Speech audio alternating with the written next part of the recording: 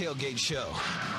JP Shadrick, Mike Dempsey, and Brian Sexton have all the news and information to get you ready for today's game. Into the end zone, touchdown! The Publix Tailgate Show is brought to you by the University of Florida, Farah and Farah, Yucatan Guacamole, Baptist Health, and by EverBank. The Publix Tailgate Show starts right now. EverBank Stadium in Jacksonville. Brian Sexton along with Mike Dempsey. We are back at the bank after a couple of weeks in the United Kingdom. Glad to be home. Our studio show this morning, I'm still caught up in all that, brought to you from the Hyundai Studios. First hour of the Publix Tailgate Show. Publix, where shopping is a pleasure. Packers and Jaguars coming up at 1 o'clock Eastern time.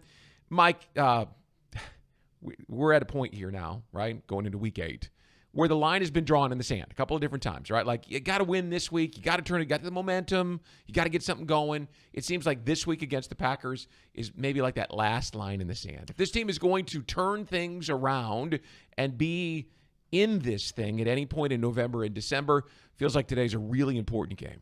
Really, you look at the next 5 weeks, right? And you can't play them all at the same time, but the next 5 games are against a higher level of competition than you've been playing the last several. And, yeah, Brian, I think if you get this one today, you get the fan base buying back in, believing, hey, we're capable of beating a good team. And, look, I know the Colts have 4 wins, but they don't look like a good team. No. I'm not quite sure how they're they're unsettled at quarterback. Right, they are right, and they've played better at times with their backup than they have with their starter. But regardless, I mean, just win today. That's all you can do. And if you get there, you know, Doug Peterson talked about it this week. His team has been in this position before, just a couple of years ago, and we're able to overcome it.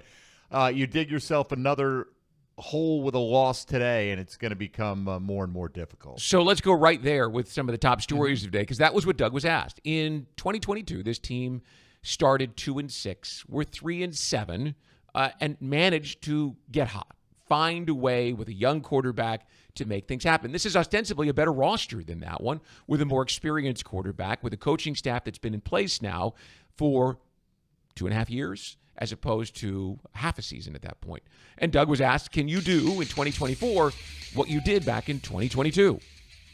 Anything's possible, but you know, it's a one week at a time mentality, as you know, and it's you just try to go 1-0. You just try to, you know, figure out how to win a game this week. But I think we can lean and look back on that time and say, hey, you know, we've been here before. We know what this looks like, and you know, what did we do well then that we can apply to today?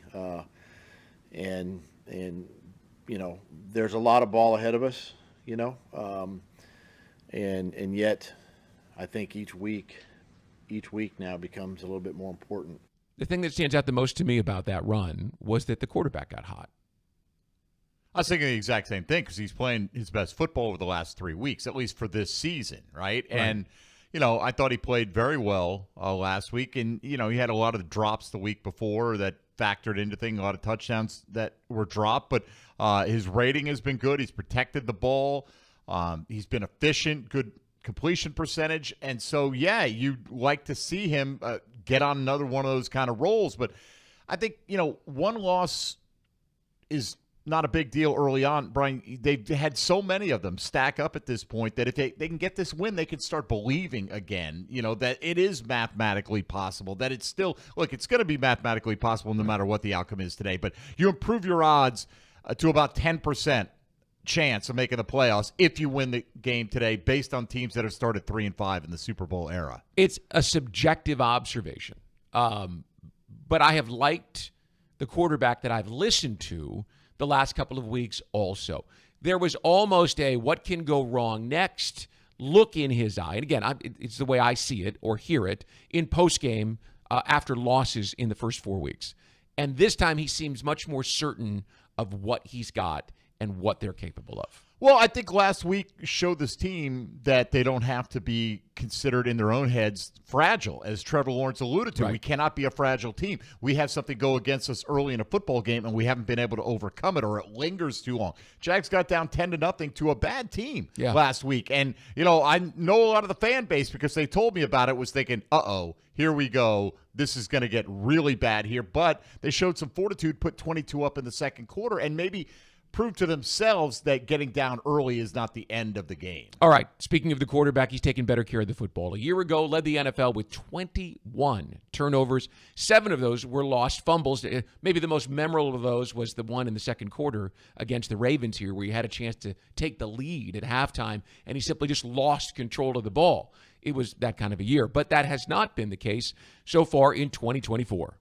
Something I definitely worked on this offseason and, training camp and OTAs, and just something that's been on my mind is, taking care of the ball in the pocket and out in space, running with it. Same thing. I think part of playing the game is playing quarterback. You're going to have interceptions at some point. So definitely you want to limit them, and you want to make good decisions, and you want to be accurate, all those things. But you throw the ball a lot in this league, and at some point you're probably going to throw an interception. So it's all about limiting those. But I think as far as the fumbles go, that is something where, in the last few years of my career, or the first few years of my career, I've had, some problems in the pocket and out in space. So that's definitely something that I've looked at and addressed. And it's just a constant. It's something that has to be on your mind, not necessarily worried about it, but just a focus, because it is a priority. And every team's going for the ball. The D-lines, when they rush, they're looking to get their hands on the ball. They're trying to disrupt it in the pocket. So it's just something I've worked on, and it's paid off for me so far. So just got to keep doing that, and you can't lose focus. You got to emphasize it every week, because every defense you play, that's their goal, is to get the ball. Look, you can turn the ball over in the NFL if you overcome it with big plays. And we didn't do enough of that last year to overcome all those turnovers by Trevor Lawrence. I spoke with a Packers reporter last night, and I asked him about the fact that Jordan Love leads the league in interceptions, and he hasn't played the whole season. Right. And they don't even think about it up in Green Bay, because he makes so many big plays that they overcome. Okay, sure, you're going to be a bit of a gunslinger. You're going to turn it over from time to time, but we know you're going to have those 3 and 4 touchdown games to balance it out. He has 13 touchdowns and 8 interceptions in the 4 games since he returned. He has 2 games with 4 touchdowns. That just shows you mental toughness, right? That he has that mentality that it takes to not worry. And Trevor he hinted at it right there. He said, if you're a quarterback, you're going to throw interceptions. That's just the way that this game is played. If you're going to send the ball down the field to Brian Thomas Jr., like they did in the Houston game, you're going to have some that are going to get picked. It's just going to happen. Yeah, on occasion, although Brian Thomas makes a heck of a lot of good plays on the football team. Yes. Yes, he does. Hey, let's go back to that idea of this football team hitting an important stretch of their season. They're getting some players back on defense who are really important. Foye Oluokun is one of those today. And perhaps next week they'll get Dewey Wingard back. We were talking about getting hot at the right time. Dewey was a big part of those wins over the Ravens and the Cowboys 2 years ago in the sub packages in the fourth quarter, making plays on third down, forcing fumbles that set up field goals. It was good to have him back in the locker room this week, and that's kind of why I wanted to include him in the top stories. I thought his contribution to the conversation, which we're about to play for you, will be really important for this team. And if you were to look at it on paper, you'd say, oh, God, we played.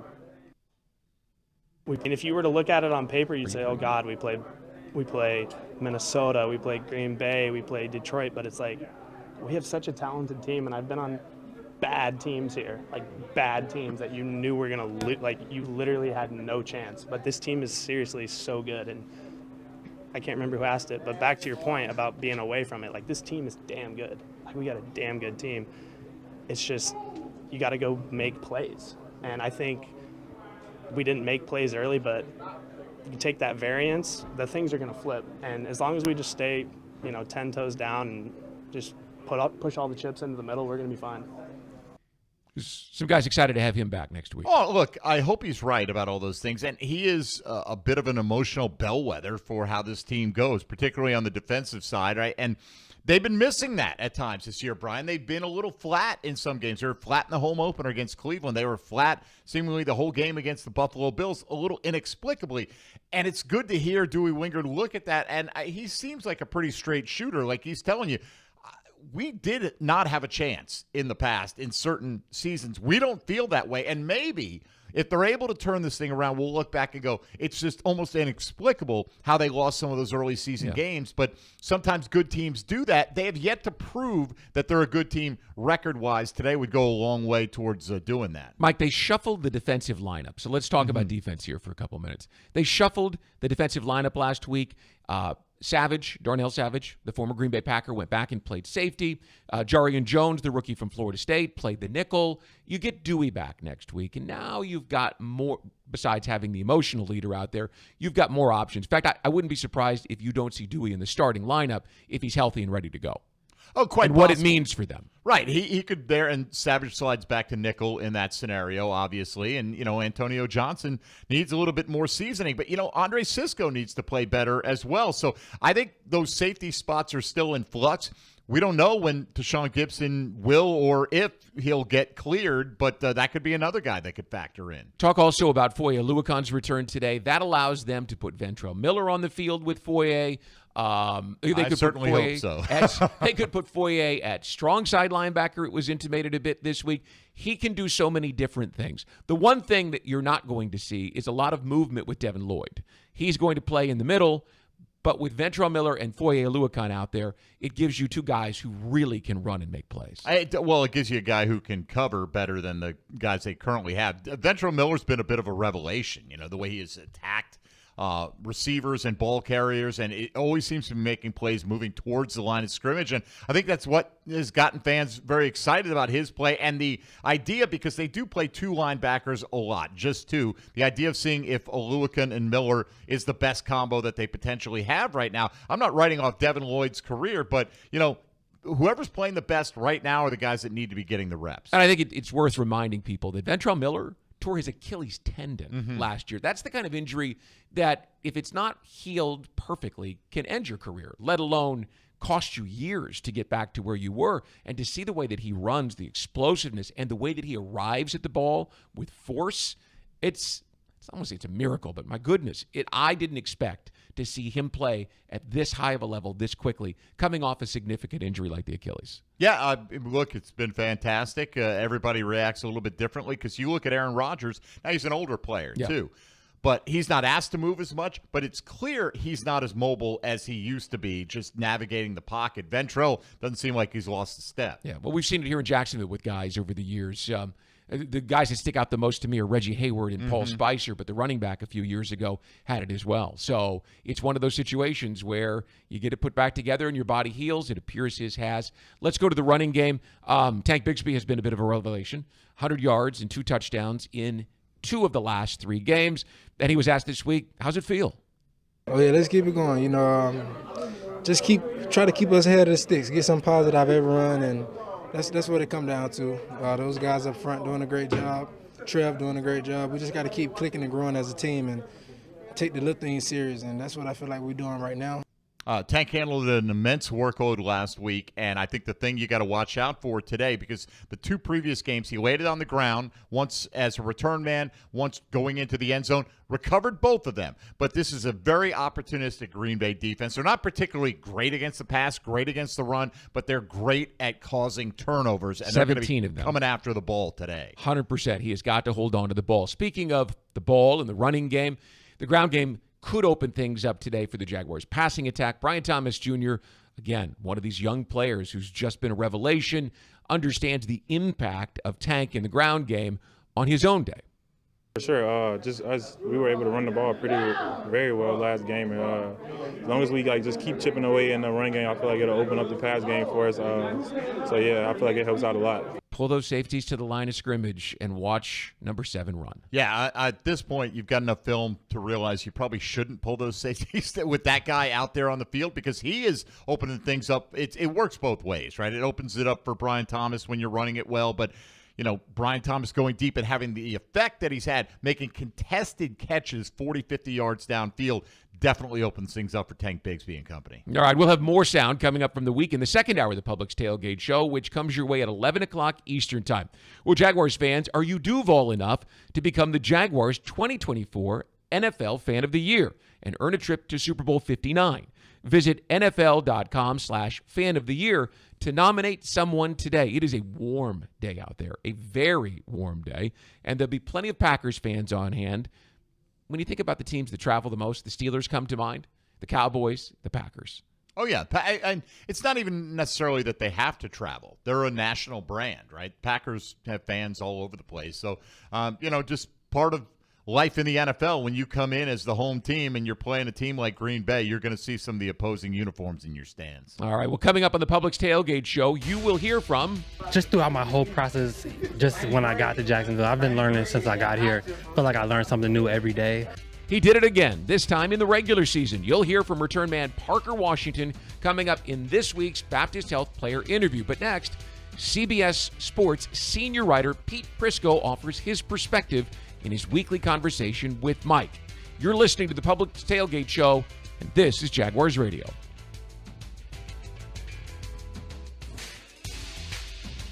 It's game time, Jaguars fans, and Publix knows that football is all about pairings. A high-scoring offense paired with a stingy defense. A rocket-armed QB paired with a dynamic wide receiver. And at Publix, you can pair hot deli chicken tenders with savory dips. Delicious sub platters with ice-cold beverages. And you can pair these tailgate essentials with an entire parking lot full of Jaguars fans chanting, Duval! Gear up for your tailgate at Publix, the official supermarket of the Jacksonville Jaguars. What makes that famous call Dinner's ready! even better? It's cooking a great meal with natural gas, enjoying faster cooking times and precise temperature control. And now getting a valuable cash rebate up to $300 when you install an energy-efficient natural gas range or cooktop. Anyone want seconds? When you show your home love with natural gas, it loves you right back. To learn more and how to qualify, visit peoplesgas.com/rebates. Mr. Chubby's Wings is a whole lot more than just wings. Craving the ultimate game day experience? Look no further. Swing by Mr. Chubby's and indulge in the biggest and best wings in town, all while soaking up the lively atmosphere with fellow sports fans. With plenty of game day specials and locations on the West Side, Fleming Island, Ponte Vedra Beach, and new this season, EverBank Stadium, they're here for all your game day needs. Mr. Chubby's Wings is a proud partner of the Jacksonville Jaguars. Mr. Chubby's Wings, before the game, after the game, and during the game. It's storm season, and JEA is committed to keeping you informed. In the event of a storm, we'll text and email you about the status of your services. We use Facebook and Twitter to post real-time updates. Our live outage map on JEA.com lets you track restoration progress. And as crews work to restore services, our storm outreach team will be in local neighborhoods to answer your questions. Because as your community utility, JEA is here to keep you safe and connected. Your community, your utility. You've been putting back a few, and a few becomes a few too many. For a moment, you think of calling for a ride, but nah, you live nearby. What's the worst that could happen? You get pulled over, your insurance goes up, you lose your license, you total your car, you kill someone. The results of driving drunk are tragic. That's why law enforcement is out there looking for impaired drivers to save lives. So if you think you're okay to drive after a few drinks, think again. Drive sober or get pulled over. Paid for by FDOT. Florida Blue presents game-changing health solutions. Did you know you can relieve stress by doing yoga at a Florida Blue center? And exhale. Treating yourself to Florida Blue discounts. Seeing a chiropractor covered by Florida Blue. Having your own Florida Blue health consultant. Welcome. Or cheering on your team right now. Discover more game-changing health solutions at FloridaBlue.com. Florida Blue is a trade name of Blue Cross and Blue Shield of Florida, Inc.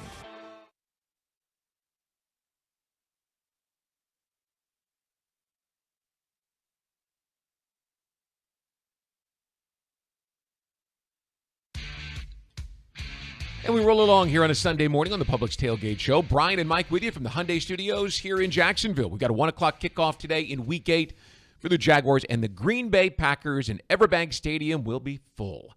Well, Mike, Jaguars come home with a win. Yes. 2-5.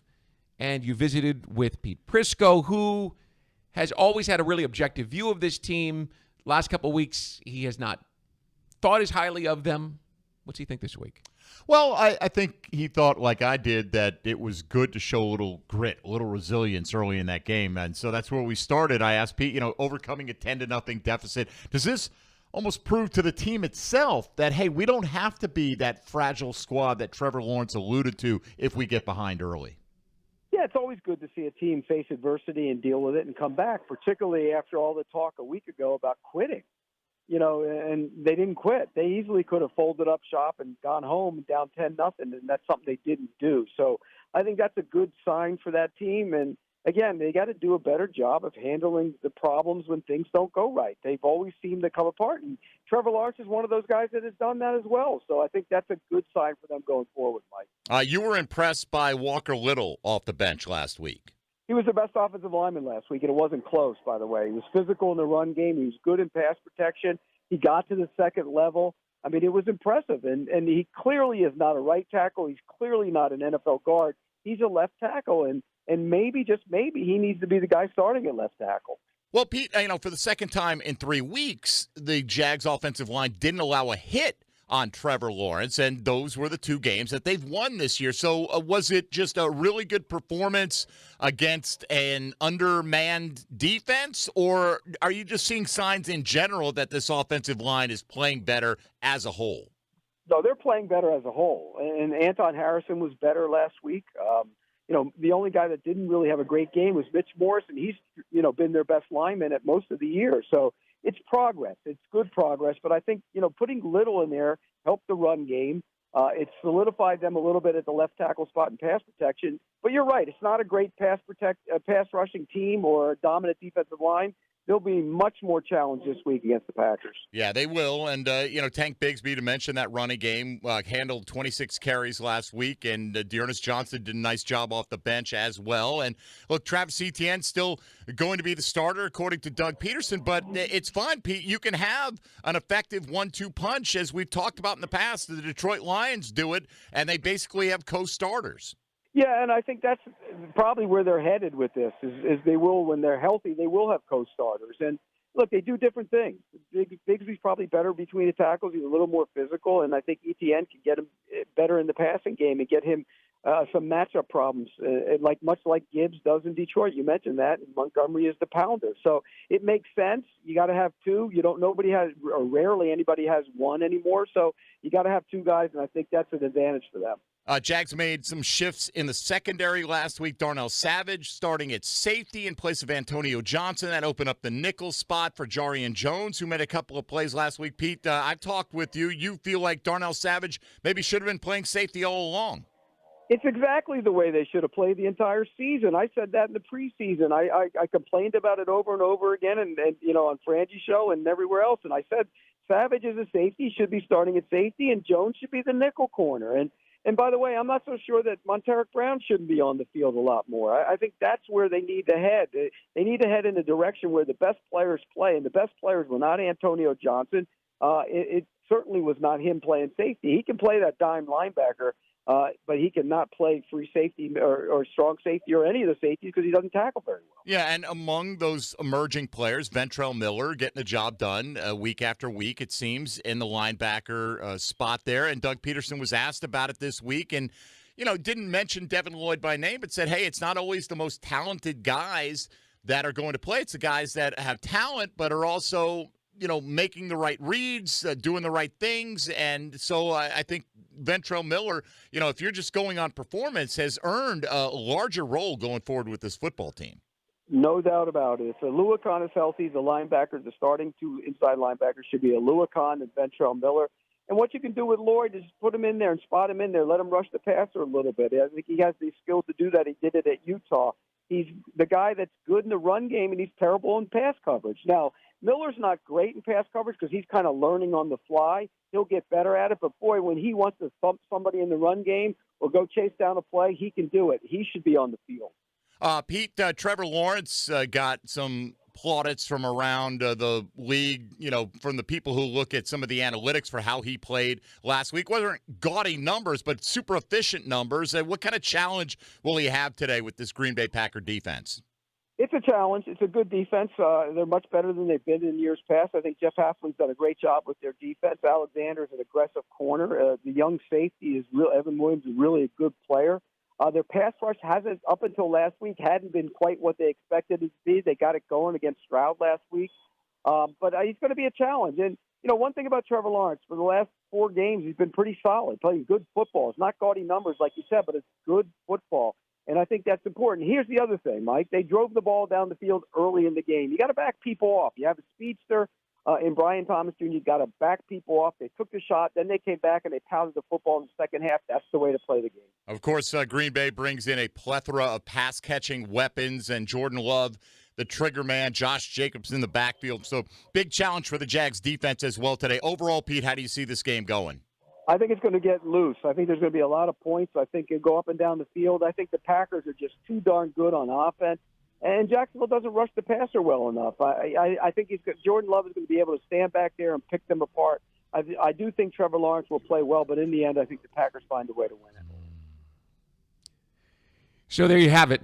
He sees the Packers, the 5-2 Packers, as having too much. And the thing that he said at the end that just triggers you is they don't have enough pass rush, right? They're not getting enough from their $150 million man, Josh Hines-Allen. And they are, though, starting to get real consistent production from Trayvon Walker. They are. But, you and I were talking about this on a break earlier. We need to see Josh Hines-Allen live up to that contract. Just be the guy he was last year. And as we also discussed, it's not an effort issue with him, but never has been. Bottom line is the bottom line. You got to be more productive. You got to get more hits. The pressures have been there, but you got to get more hits. You got to get more game-changing plays. The Jags have had almost none in the backfield. If you can get a couple of those today, it could change everything. Listen, one thing that would help is if Eric Armstead goes inside and stays inside. He does not look like an edge rusher. His greatest success in his professional career has been inside as a 3 technique, where he had multiple seasons in San Francisco with double-digit sacks. No doubt, which is what I thought everyone assumed he was coming here to do, was to put pressure on the middle of the offensive line, create some double teams in there, and open things up on the edges for Trayvon and Josh. But, hopefully we see more of that, Brian, because I'm with you. I understand you wanting to play outside more and not get as beat up at this stage of your career, but we need you. Yep, they sure do, and we'll see if they can get it done. When you've got that 6'7" guy with the incredible wingspan in front of Jordan Love, maybe you make it harder for him to find Watson or Dobbs down the field. We'll find out. Time for our player interview presented by Baptist Health. Changing healthcare for good. Parker Washington gets forgotten about. And that's what happens when you play the same spot as Christian Kirk and the same position group as Brian Thomas. He was also behind Pro Bowl return man Devin Duvernay, whose 54-yard punt return against the Colts turned that game around and opened it up for the Jaguars. But Duvernay is on injured reserve. And that means Parker Washington took over the returning role, especially the punt return role. And last week at Wembley, he made his presence felt in the biggest of ways. Just being ready for that opportunity. I feel like just through this process and where I'm at as my role on the team is just being ready to step up and practicing like I am a starter. I feel like that's just been my mindset. And when the opportunity came, I was just, let's go out there and have some fun and make the most of it. That's a hard thing to do, right? I mean, to focus on the ball with people bearing down on you. I mean, that's not something that if you don't get a lot of practice at it, it's not easy. What worked on that play? What did you see that made it possible for you to see what was coming? I feel like just being confident and then understanding from that week of preparation that the type of punts I was potentially going to get. And I knew he was going to boom the punts. And from that, I just knew that I was confident. And I want to say it's not ideal to catch it inside the 5, but I just knew how much he kicked it out of the coverage. So I was just ready to make the play then. So you were able to make that calculation, right, in like split-second time. Are you a great math student? Not at all.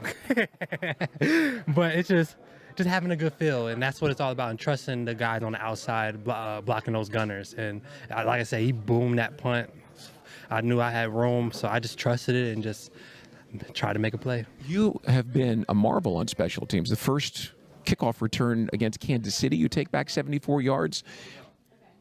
Have you learned something about returning through the years? Did Devin Duvernay help you learn something because he's a Pro Bowl return man? Definitely. I mean, just throughout my whole process, just when I got to Jacksonville, I've been learning since I got here. I feel like I learn something new every day, whether it's receiver, whether it's returning, and then just like having Agnew last year, he did a great job. I learned so much from him, and like I said, I'm still trying to figure out this punt return. I feel like I'm just starting to get a good feel for it, and I'm building my confidence. And with Devin being here, he's helped me build that confidence as well, being able to learn from him. It's been exciting just to see that development and how much more confident I am back there at punt return and kick return. How does it feel to know that your name is in the Jaguars record book with the longest punt return in franchise history, let alone the NFL's international? That's got to feel incredible for you. It's a surreal moment because just seeing the hard work pay off, the development show, that's what it's all about, seeing somebody get better and learn and see the growth. I mean, that's what it's all about, and that's why we play this game, just to see guys, their development and where they go in their career. It was an exciting moment. I just want to continue to build on that. Even after that play, I was like, okay, let's go get another one if we get opportunities. So just having that mindset to keep going and keep trying to grow. After a play like that, is it easier or more difficult to be patient on your role in the offense to grow also? I feel like it just comes back to just having the right mindset and the right perspective. Just continue to just go out there and just get better. I mean, just attack each practice, attack each rep, no matter how many reps I get.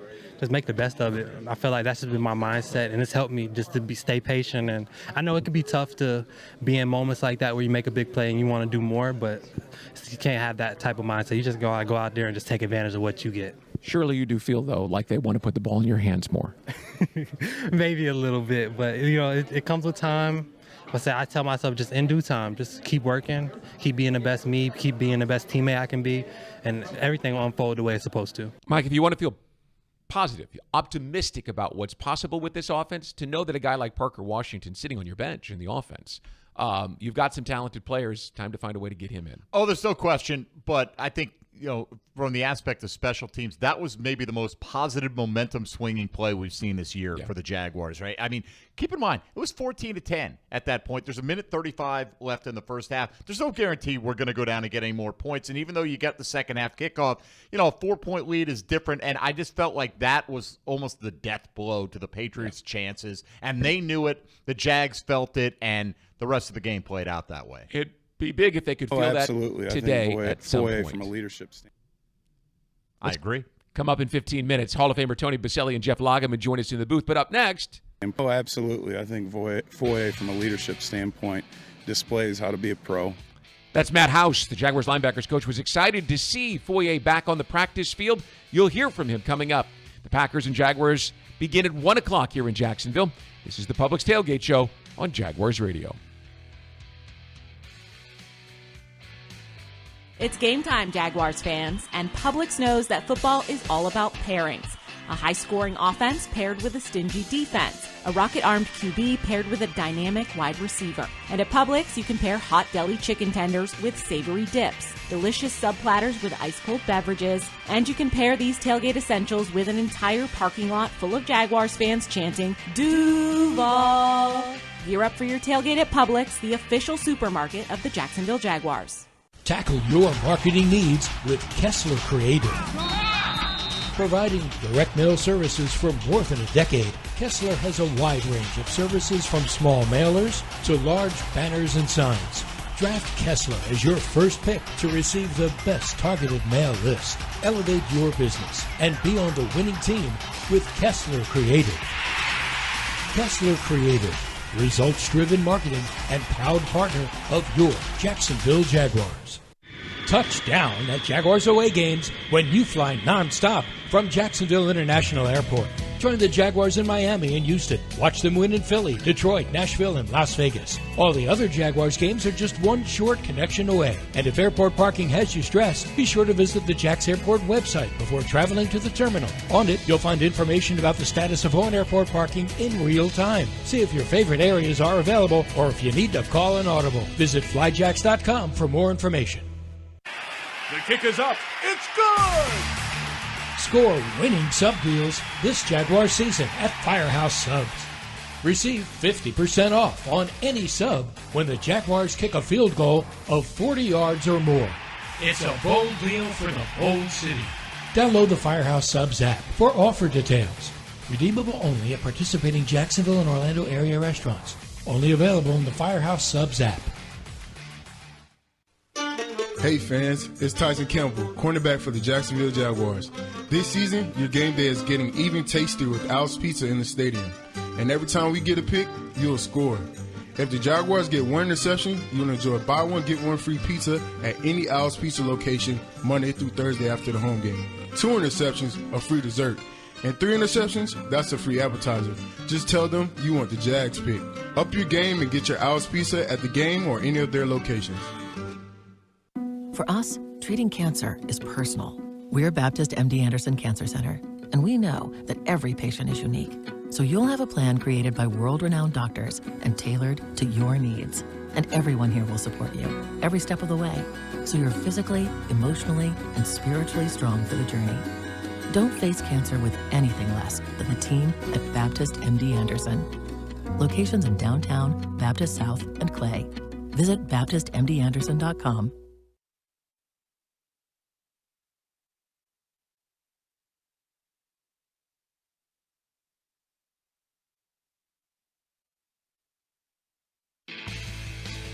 Welcome back. The Publix Tailgate Show continues. Publix, where shopping is a pleasure. Brian and Mike with you from the Hyundai Studios. The Packers and Jaguars kick off at 1 o'clock here at EverBank Stadium in Jacksonville. And it's time now for our weekly commentary from Rick Ballou. In Green Bay this week, and the host is a longtime fan of Doug Peterson. Really goes back to his days when he was a backup there to Brett Favre. That's going to be the case next week. Certainly when Jacksonville goes to Philadelphia, we all remember that Doug Peterson won a Super Bowl there. Football people like and respect him, there's no doubt. But this is a results-only business. The good news is the Jags played hard for him this past Sunday. They overcame adversity being down 10-0. Last year, this team won 5 in a row in 7 of 8. You go back to 2022, they won 6 in a row, including a come-from-behind playoff victory over the Los Angeles Chargers. Can they get it rolling again? It's going to be tough. The next 4 opponents have a combined record of 19-6. Definition of running backs. This is nuts. Everyone wants clarity. Is it RB1 or is it RB2? Right now, Tank Bigsby, deservedly so, is the favored folk as far as the fans are concerned. But ETN is still a starter, and that is the case, and Doug Peterson said so earlier this week. Hey, there's nothing wrong with having 2 really good running backs. Those of you out there who believe that Travis Etienne should be traded, you are crazy. All right, if Jacksonville pulls off the upset today, let's be honest about it. It's not the offense. It's not special teams. It's defense. They have to get takeaways. They've only had 2 all year. It's ridiculous. Only 1 interception and 1 fumble recovery. Jordan Love has made mistakes. 8 picks in only 5 games. Remember, the Jaguars had 27 takeaways in both 2022 and 2023. They're going to pull off the win today.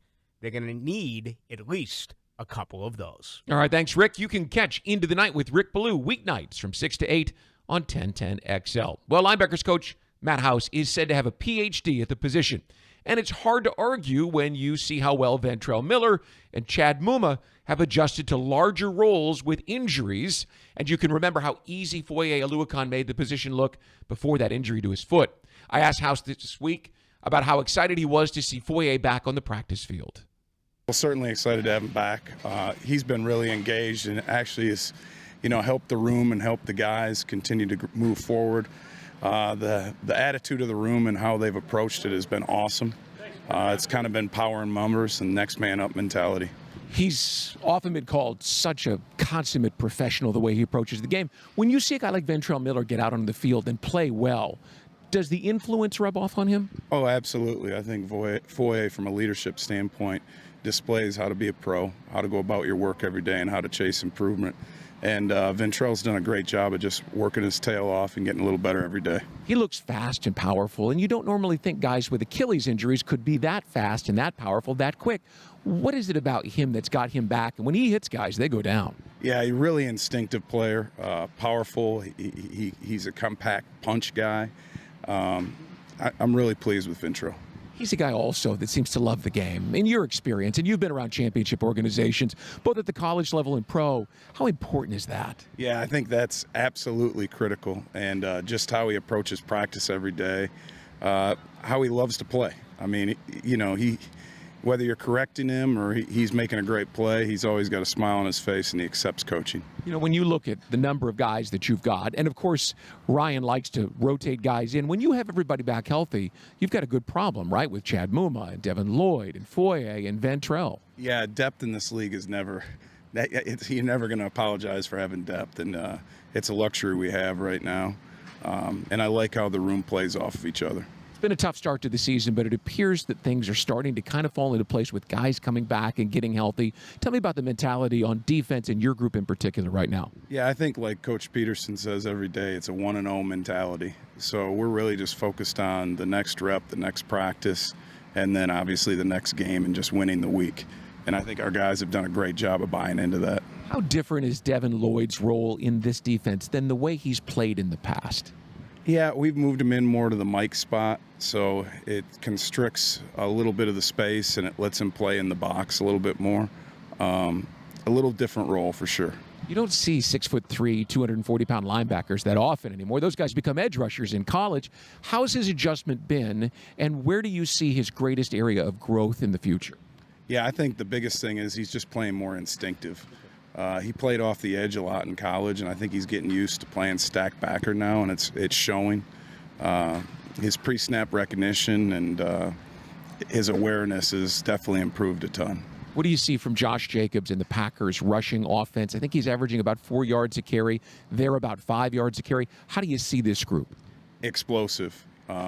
He does a great job of, if the run's blocked for 4, he's getting 6. Great jump cut runner, very good vision, good balance and violent.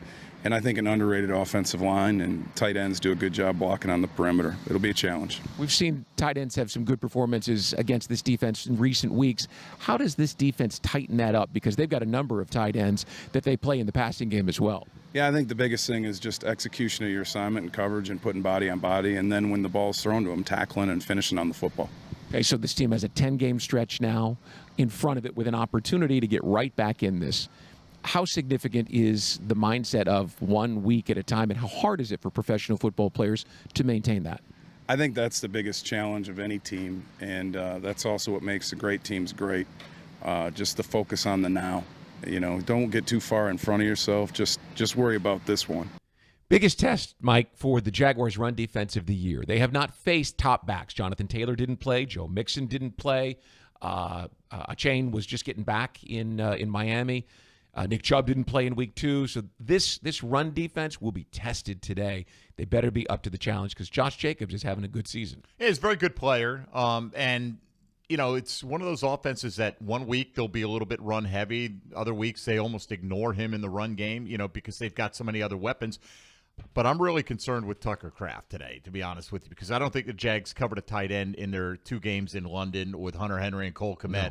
Really having big performances. So that's one with Foye Oluokun coming back today. He's going to help in the run game. He's going to help in that coverage as well. And if you want the ability to help down the field with those wide receivers, someone's going to have to cover Tucker Kraft mano-a-mano. No doubt. Yeah, because when you have Dobbs and Watson and Reed and the speed and Wicks size at Wicks, times. yeah. I mean, they really go 5 deep at receiver if they want to with Bo Melton as well. It's a pretty good player. They can certainly make your life difficult. So if you're looking for the MVP of the truck game, you better check out the 2024 Ford F-150. It is loaded with impressive capability and game-changing technology. You can dominate work, play, and everything in between. Test drive an F-150 at your local Ford dealer. They're a proud partner of the Jacksonville Jaguars. The Jaguars and the Packers coming up. It's a 1 o'clock kickoff here at EverBank Stadium in Jacksonville. At 11 o'clock Eastern Time, we present you Hour 2 of the Publix Tailgate Show, and J.P. Shadrick jumps in. But when we return, we go to the broadcast booth. Jeff Loggeman and Hall of Famer Tony Boselli join us from there to discuss the big issues of the day. We're back up to this on the Publix Tailgate Show on Jaguars Radio. It's game time, Jaguars fans, and Publix knows that football is all about pairings. A high-scoring offense paired with a stingy defense. A rocket-armed QB paired with a dynamic wide receiver. And at Publix, you can pair hot deli chicken tenders with savory dips, delicious sub-platters with ice-cold beverages, and you can pair these tailgate essentials with an entire parking lot full of Jaguars fans chanting, Duval! Gear up for your tailgate at Publix, the official supermarket of the Jacksonville Jaguars. Everyone circle up. I know it looks rough out there. Sure, we're down 24-6, but we came here to play differently. We need a game changer. Something like Ring Central, the business phone system that's more than a phone. I want you to communicate like you can talk to anyone, anywhere, all from the same app.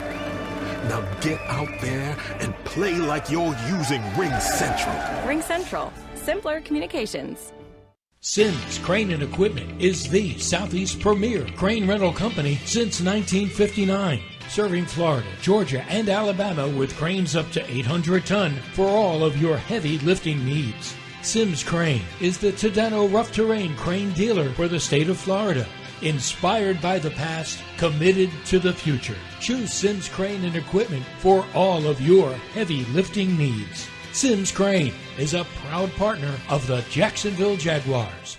Feeling hungry, Jaguars fans? Fuel your Duval energy with a delicious Stallmeyer all-beef hot dog on game day as you support your Jacksonville Jaguars. Whether you're at the game or at home, it's not game day without a Stallmeyer all-beef hot dog made in Florida. Stallmeyer all-beef hot dogs will fuel your energy to help bring on a victory for the Jacksonville Jaguars. Stallmeyer all-beef hot dogs are available at your local Publix supermarkets. Don't feel hungry, Jaguars fans. Fuel your energy with the official hot dog of the Jacksonville Jaguars. Stallmeyer.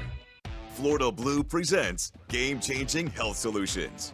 Did you know you can relieve stress by doing yoga at a Florida Blue center? And exhale. Treating yourself to Florida Blue discounts. Seeing a chiropractor covered by Florida Blue. Having your own Florida Blue health consultant. Welcome. Or cheering on your team right now.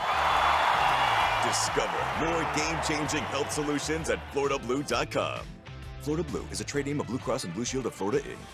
Frank Frangie here. When you want barbecue in Jacksonville, you want Bono's Pit Barbecue. You can find Bono's locations all around town and on game day at EverBank Stadium because Bono's is the official barbecue of the Jacksonville Jaguars. Over 70 years of authentic Southern Pit Barbecue.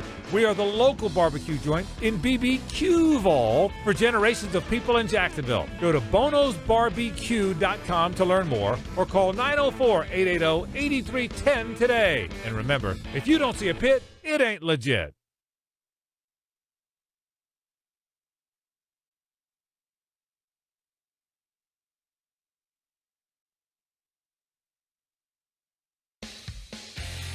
Welcome back to the Publix Tailgate Show. Brian Sexton, Mike Dempsey from the Hyundai Studios inside the Miller Electric Center in Jacksonville. The Packers and Jaguars come your way at 1 o'clock. Time now for the first rounds on us.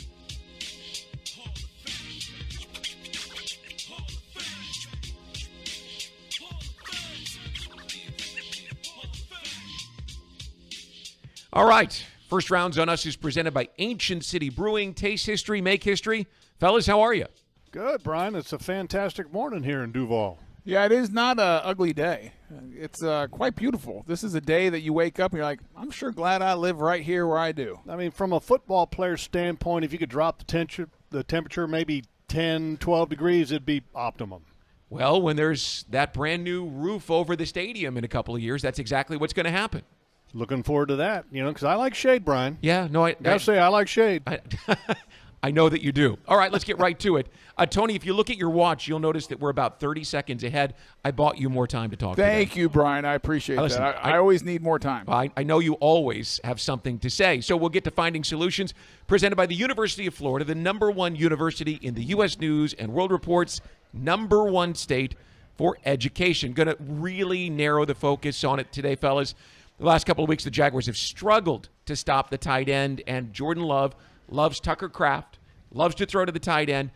So, Jeff, Tony, how do the Jaguars handle the tight end game today? Well, I think part of it's going to be handled because you got some changes in the lineup coming, would be my guess, with the return of Foye Oluokun after being on IR for 4 games because of the Liz Frank foot issue that he's had. One of the big problems the Jaguars have had defensively has been the play of Devin Lloyd. When Doug Peterson keeps mentioning eye discipline and the lack of eye discipline, that's kind of an indirect way, I think, of pointing out that Devin Lloyd's got to be better in that category. And I think with the play of Ventrell Miller and how good that's been the last couple of weeks, I think the 2 primary linebackers today are going to be Foye and Ventrell Miller. Yeah, I think I would take it a step back, and I think Jeff hit on Foye coming back is a big help because you got to get lined up first. And you got to understand what you're looking at and making sure that whether it's zone or man, that everyone understands their responsibility. And too often, Brian, this year we've seen guys running open and uncontested. And then secondly, at the end of the day, you're only going to cover them so long. We have to find a way to get pressure on Jordan Love and pressure in the pocket where you harass him and make him uncomfortable, not allowing him to extend plays. Another thing that's been a little bit of an Achilles heel for this defense. So how do they do that, Tony? How do they generate more pressure today? Because Brian and I were talking about it earlier. Jordan Love has not played a complete season, and he leads the league in interceptions, and you feel like if you can get a little pressure in his face, maybe you have an opportunity to get a couple of picks today. Yeah, it's a great question, Mike, because, I don't think we can win with just rushing 4 because the inside guys just aren't creating the kind of pressure that you need to, and the consistency on the outside, decent, but not great. And so that tells you you have to rush 5 or 6. That's not something Ryan Nielsen does. I'd like us to dial up the blitz a little bit more, and I know that puts us on the back half a little bit exposed possibly, but the reality is you're exposed in the back half regardless if you don't get pressure. And so I'd like us to see us take some more chances. We saw it a little bit against the Patriots. They were successful. They created some havoc. I think they're going to have to do something outside of character in bring 5 or 6 more than they have been. Yeah, and I don't know if we're going to see that. And so if you're bringing 4, guys got to play better. Eric Armstead's got to do more on the inside. I thought he played pretty well last week, but he's got to have more of an impact as a defensive tackle, and not quite sure why he's taking more reps at end and less at defensive tackle. He's a defensive tackle. Because you only have 2 defensive ends on the roster. That's why. Well, and then I think that's a problem too. I mean, going all the way back to there's nothing you can do. Yeah, we can do before about the season. Yeah. The trade and all of that. Kind of it is what it is. But look, let Trayvon and Josh play. I mean, let's not worry about repping them and giving them breaks and all this rotation thing. I mean, look, this is professional football. You got guys that are starters, and sometimes they need to play the majority of the snaps of the game. And look, if they want to get a few reps of rest throughout the game, okay, do it in a masterful way in which it's not in a 2-minute, it's not in a third down situation, right, on a first and second down, maybe in second quarter or something like that, but not in a 2-minute drill. So I think there's ways that you can change the management of the personnel rotations to make it better, to make sure that those guys are having the impact that they need to have. And to build on that, guys, this is kind of taking a step back and looking at the even bigger picture. At 2-5. Obviously, this has not gone the way any of us had expected or wanted. But if you find a way to beat a good Green Bay team today, because we haven't really beat a strong, complete team. And if you find a way to beat the Packers, I think that actually can propel you for these next 3 really difficult games. You have 4 in a row starting today. But go get that win today. I think it changes a little bit of the atmosphere in the city. I think it changes in the building and in the locker room. I think this is a huge game. And I'm with Jeff. That means, we got to sell out. Go find a way to get a victory day. Yeah, I'm with you, Tony. I don't think the fan base is fully buying into it yet because of the opponent that you beat last week, beat Green Bay, and I think it'll open up a lot of eyes. Yep. But, Trevor Lawrence, guys, playing his best 3-game stretch of the season, and I don't think it's any coincidence that so is the offensive line. So let's talk about those 5 guys up front, or 6 as the case may be, when Walker Little got to play last week. Is it just that they're rounding into form? It took them a month into the season to get there, or are they just taking advantage of some favorable matchups? I think it's all the above. There's no doubt about some favorable matchups. They haven't played, last week against the Patriots. It's not exactly the fearsome 4. And against the Colts, they were missing 5 or 6 starters. So, but they still had to go play, and they did a good job the week before against Houston, especially on the ends. And so they are playing better. I think part of that, Mike, is they're running the ball, and they're more run conscious. We saw that last week. That takes a lot of pressure off the drop back passing game. And then finally, I think you talk about 5 or 6. I think Walker Little should start. I think he gives you the better chance of winning. Wait a minute. You can't lose a job because of injury. Well, my position's a little bit different, Jeff. I would play the guys that give me the best chance of winning. And right now, the best chance for this team to win is running the ball and being a physical downhill run first, play action pass type of team. And I think Walker Little is the better run blocking left tackle. Yeah, I think it's going to be interesting to watch to see how that kind of plays out in today's game. And with the Green Bay defense, this is a very challenging defense, especially for Trevor Lawrence.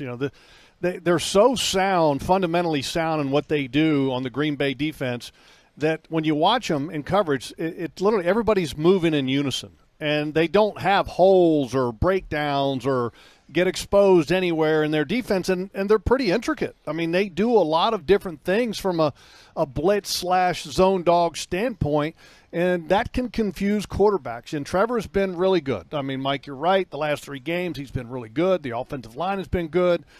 But he's got to protect the football today against a Green Bay defense that in the back end they can be very confusing to figure out who in the heck to block up front. I mean, if you go back and you watch their game last week against Houston when C.J. Stroud had his worst career game yet, he was under duress because they couldn't figure out who to block up front. And the way you solve that, Jeff, and you know this, and guys, is you run the ball. And so you win on 1st and 2nd down.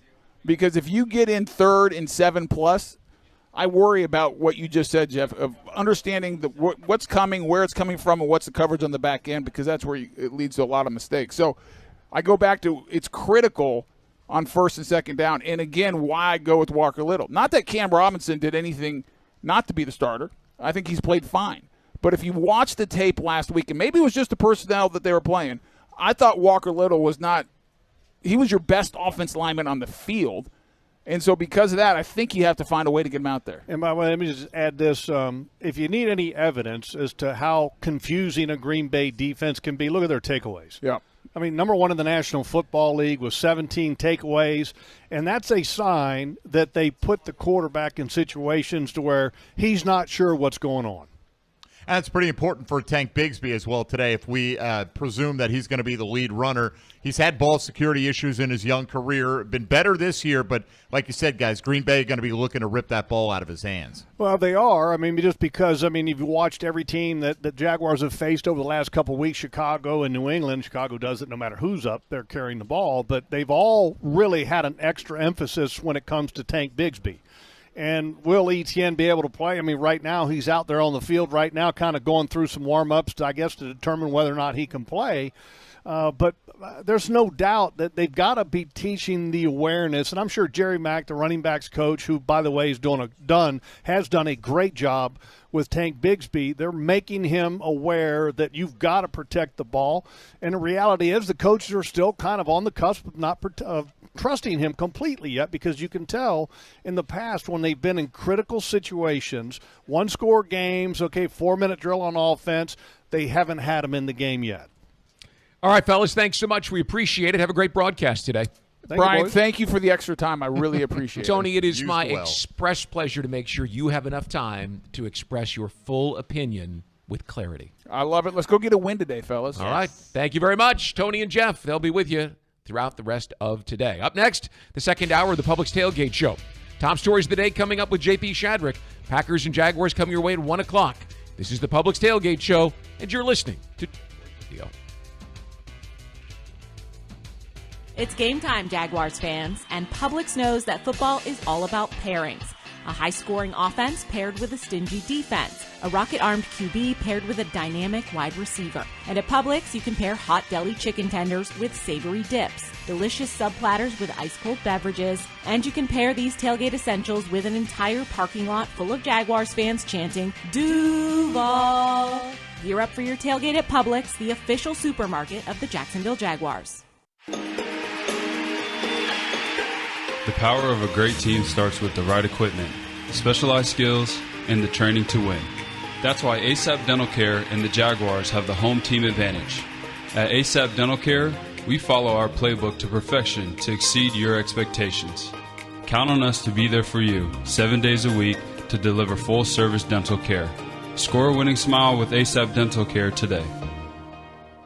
Frank Frangie here. When you want barbecue in Jacksonville, you want Bono's Pit Barbecue. You can find Bono's locations all around town and on game day at EverBank Stadium, because Bono's is the official barbecue of the Jacksonville Jaguars. Over 70 years of authentic Southern Pit Barbecue.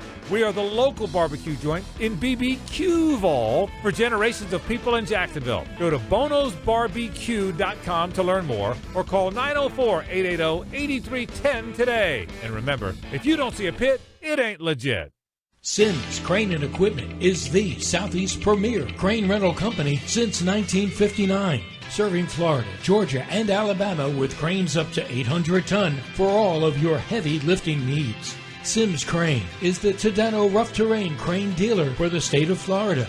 Inspired by the past, committed to the future. Choose Sims Crane and Equipment for all of your heavy lifting needs. Sims Crane is a proud partner of the Jacksonville Jaguars.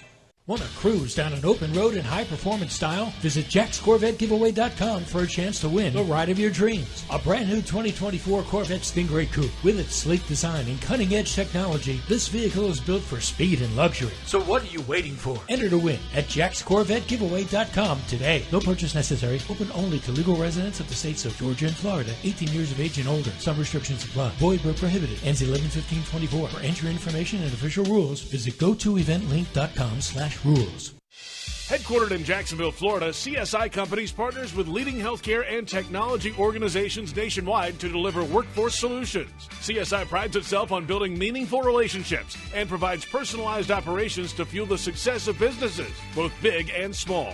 Whether it's finding the right talent for a job or seamlessly managing a project from start to finish, CSI has 3 decades of experience in getting the job done. This is your workforce solutions reimagined. Visit CSICompanies.com.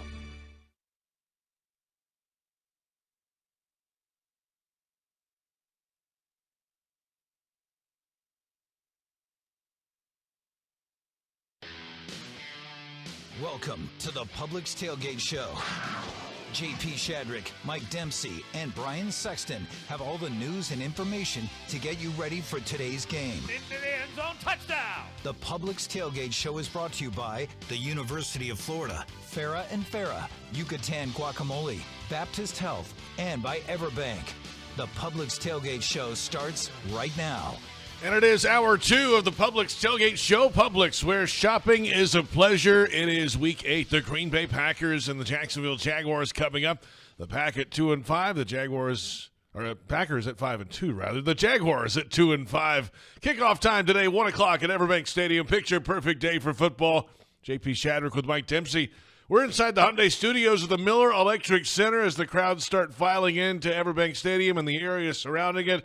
And the Jaguars back home in Jacksonville trying to carry a little momentum back across the pond from a win last week at Wembley. Well, you're back home, too, after an extended absence, so welcome. Surprised I don't have an accent, honestly. Look, the Jags won 1 of 2. Would have been nice to win them both, but we'll see if there's any momentum that carries over from across the pond, JP. They just need to beat Green Bay to stay relevant right now, right? To keep the fan base engaged, to keep themselves believing that they can have the same kind of comeback that they had in 2022, as Doug Peterson alluded to this week. They found themselves in a similar position before, and the guys that have been here for several years have that memory of going through it and being able to overcome that. But you're going to have to beat better competition than you have so far this year, and it begins today. If you can get this win, I think it opens up everyone's mind to, hey, you know what? These next 4 to 5 games are not going to be as daunting as they necessarily look on paper. The next 5, including today, opponents all have winning records, and well above 500, in fact. And the next 4 are NFC contenders.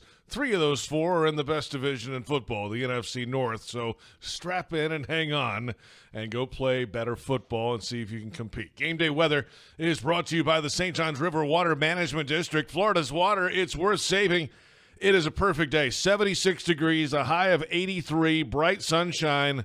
And yes, even at the end of October, get that sunscreen out today. Not a cloud to be seen in the sky. Here are some of today's top stories.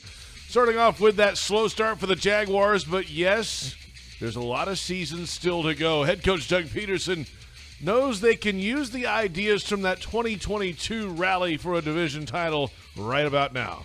Anything's possible, but listen, it's a one week at a time mentality, as you know, and it's you just try to go 1-0. You just try to figure out how to win a game this week. But I think we can lean and look back on that time and say, hey, we've been here before. We know what this looks like, and what did we do well then that we can apply to today. There's a lot of ball ahead of us, and yet each week now becomes a little bit more important for us as a team. There's no doubt about that. That's head coach Doug Peterson earlier this week. That team in 22 was 2-5. They got worse, and then they started to reel off wins at the end of the season. The Titans couldn't keep anybody on the field. They were all injured and lost all those games at the end. It was a perfect storm for the Jaguars in 2022. But you can only start with what you can control, and that's the performance on the field for the Jaguars. Right. If you don't start stacking wins, it really doesn't matter what Houston and Indianapolis do going forward. And one of those teams is getting a win today, barring a rare tie in the NFL. But you look, JP, this Jaguar team played with Houston. It was a 4-point loss just a couple weeks ago, and then Houston goes to Green Bay. It's a very tight game. I mean, if you look at it that way, these teams are not that dissimilar in terms of what they're capable of doing on any given Sunday. That's what it's got to come down to. I think the Jags have the players that it shouldn't be shocking. Like if the Jags right now were sitting here with a couple more wins, that they had managed to hold off Miami and they'd beaten Cleveland, I think we'd look at this game a lot differently. They didn't do it, though. They didn't make those plays. Doesn't mean they're not capable of going out and doing it today. A big reason why they got the job done last week was Brian Thomas Jr. He's had some early success in this season, the most receiving yards through the first 7 career games in Jaguars history. And, boy, what a start. What early success for Brian Thomas, the first-round rookie. But I'm trying to, keep going, just stay in the moment and just keep going, just keep taking it day by day, step by step, and just keep getting better and do even better, do bigger things. I think it was just, more of wow, I can't believe this was happening. Just, more after the game, almost on the plane ride home. Just up thinking about, little things like that. I wouldn't say I surprised myself. I know my abilities. I know what I'm capable of. So I just try to come out and just be the best that I can be and do what I know I can do. That's one piece of the offense. Of course, last week the running game was big in London. Tank Bigsby with now 2 100-yard games over the last 3 weeks and answered why this running game has been so successful lately. It's been successful because, we just stick to it. And we come back to it when it's a bad run or it's a good run. We stick with it, and we pound and pound and pound. And the guys up front have been doing a great job. All those guys have been doing a great job. And it's just a blessing to be able to see those guys work together. Me work with those guys and the other backs work with them. I'm sure it just feels like sometimes we all on the same page, and that's the best feeling. So those are 2 young guys in this offense. Obviously, Brian Thomas, the rookie, first-round draft pick. Tank Bigsby, second-year player.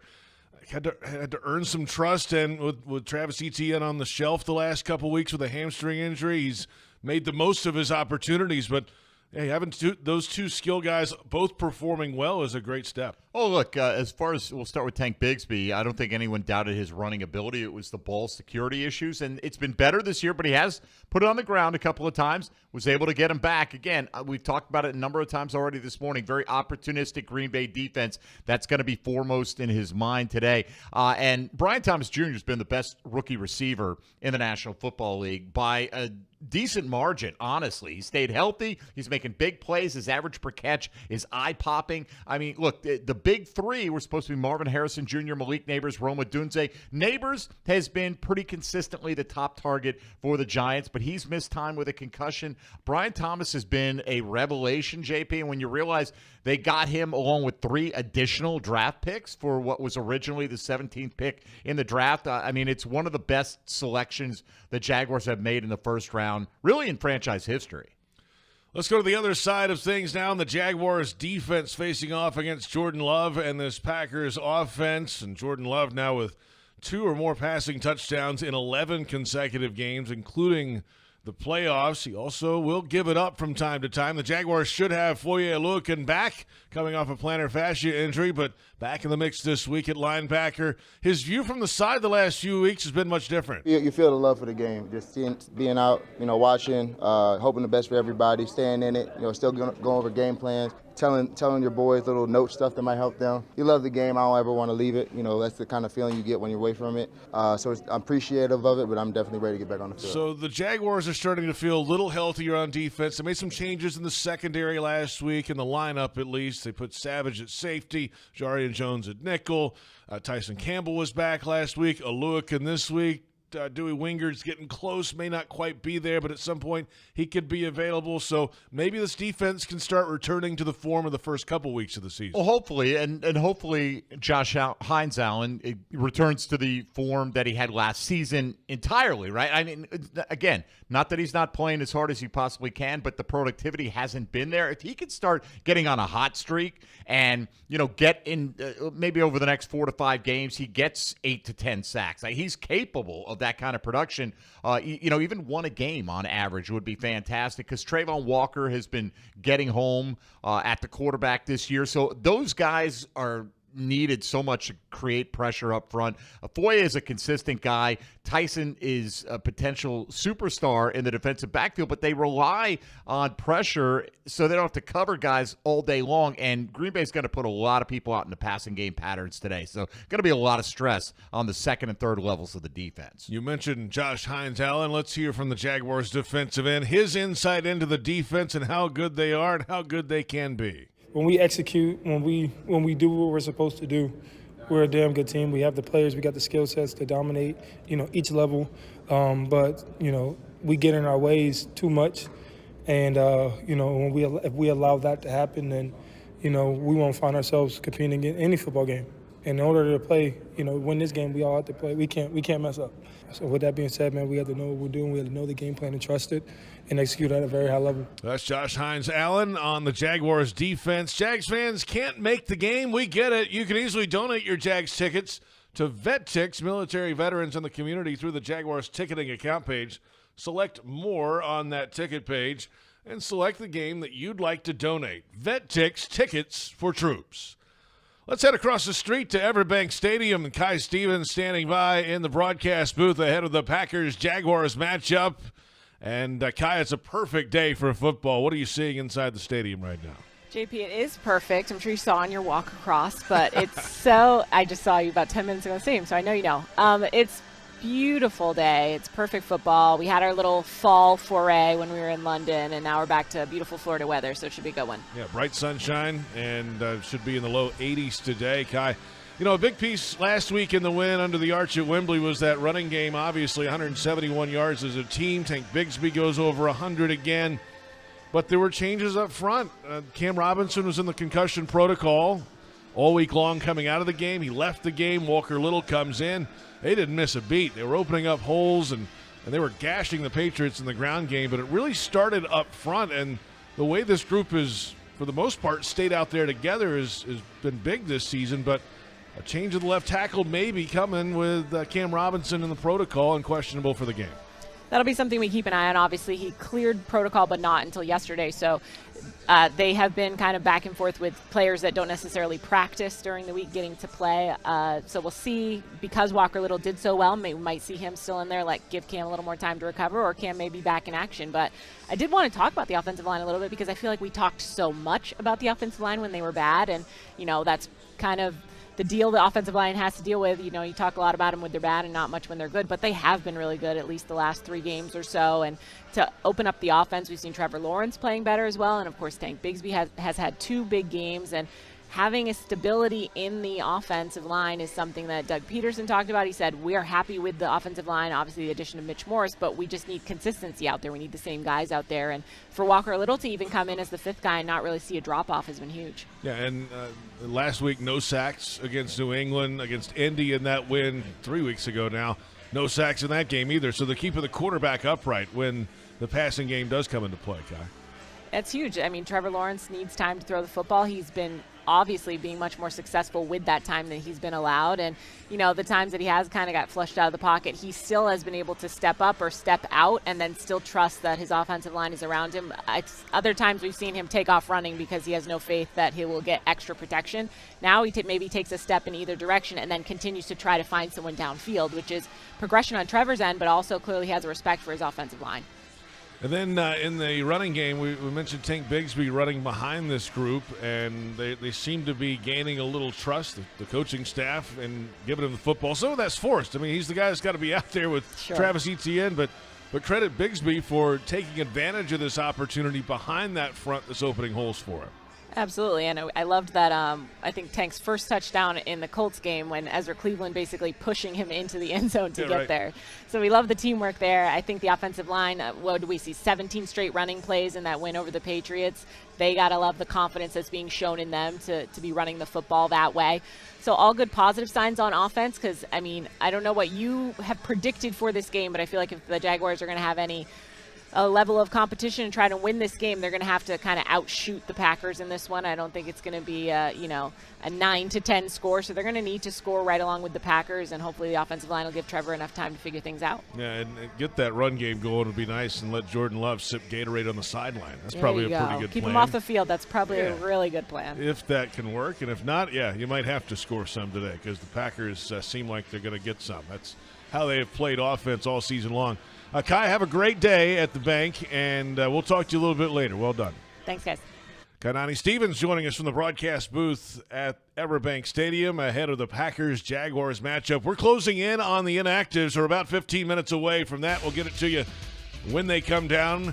Up next, Kenny Albert of the NFL on Fox. He's got the call today, and we'll discuss the Jaguars gauntlet ahead the next month on the schedule. It's a 1 o'clock kickoff time for the Green Bay Packers and the Jacksonville Jaguars. This is the Publix Tailgate Show on Jaguars Radio. It's game time, Jaguars fans, and Publix knows that football is all about pairings.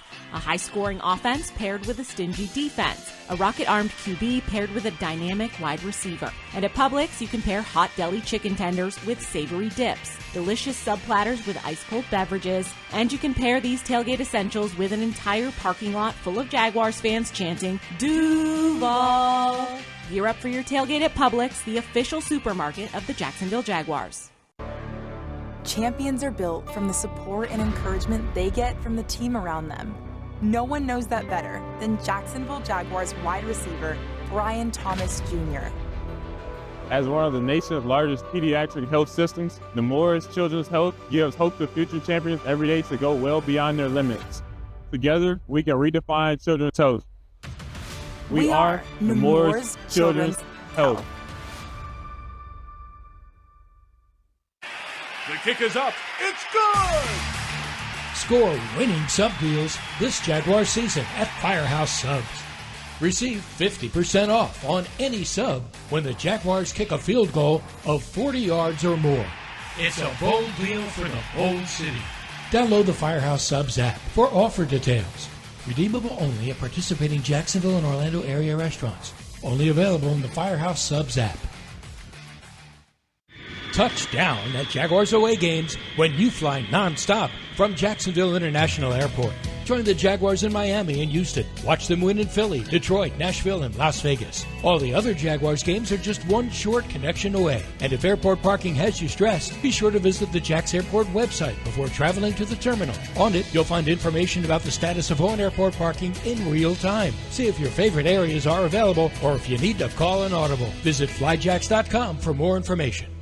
Hey Jags fans, Extreme isn't always about heat, it's about flavor. And 505 knows flavor. So wake up those sleepy taste buds with 505's new lineup of premium craft salsa. Powered by the bud-kicking boldness of fire-roasted Hatch Valley chilies, 505 salsas are more than enough to bulk up any simple spread. Ignite your sense of boldness with 505's all-new assortment of fiercely fiery flavors featuring 505's new black bean and corn craft salsa. And of course, 505's award-winning flagship flavor, Southwestern style. It's not about how you start the job. It's about finishing what you start. The Ford F-150 truck can help. Get the freedom to choose between available gas, PowerBoost Hybrid, or all-electric powertrains, all delivering the power, capability, and efficiency needed to get the job done right. Just another reason why Ford F-Series is the best-selling truck in America 47 straight years. Ford F-150, proud partner of the Jacksonville Jaguars.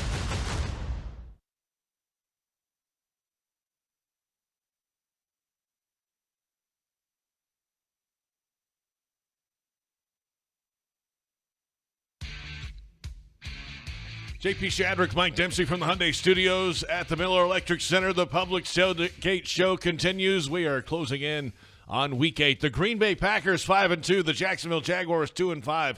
It's a 1 o'clock kickoff time on a picture-perfect day in Jacksonville. Let's go around the National Football League, Mike. Let's do it, JP. And every team in action. There are no buys this week, so we've got a full slate of games. We'll start with a look around the rest of the AFC South. In Houston, the division-leading Texans go for their 6th win in 8 tries when they host the Colts today. Houston will be without their leading wide receiver, Nico Collins, for another week. He continues to rehab a hamstring injury. Texans quarterback C.J. Stroud coming off a career low in passing yards. He managed only 86 through the air versus this same Packers team that the Jaguars will face today. That was last week. Meanwhile, Indianapolis looks to get their 5th win of the season in a rematch of a Week 1 matchup that saw the Colts lose to the Texans by only 2 points. Indy gets star running back Jonathan Taylor back this week after a 3-week absence due to an ankle injury. Elsewhere, the 1-5 Titans will be in Detroit to face the 5-1 Lions. A lot of talk of fire sale this week for Tennessee. They might have signaled that they're playing for next year already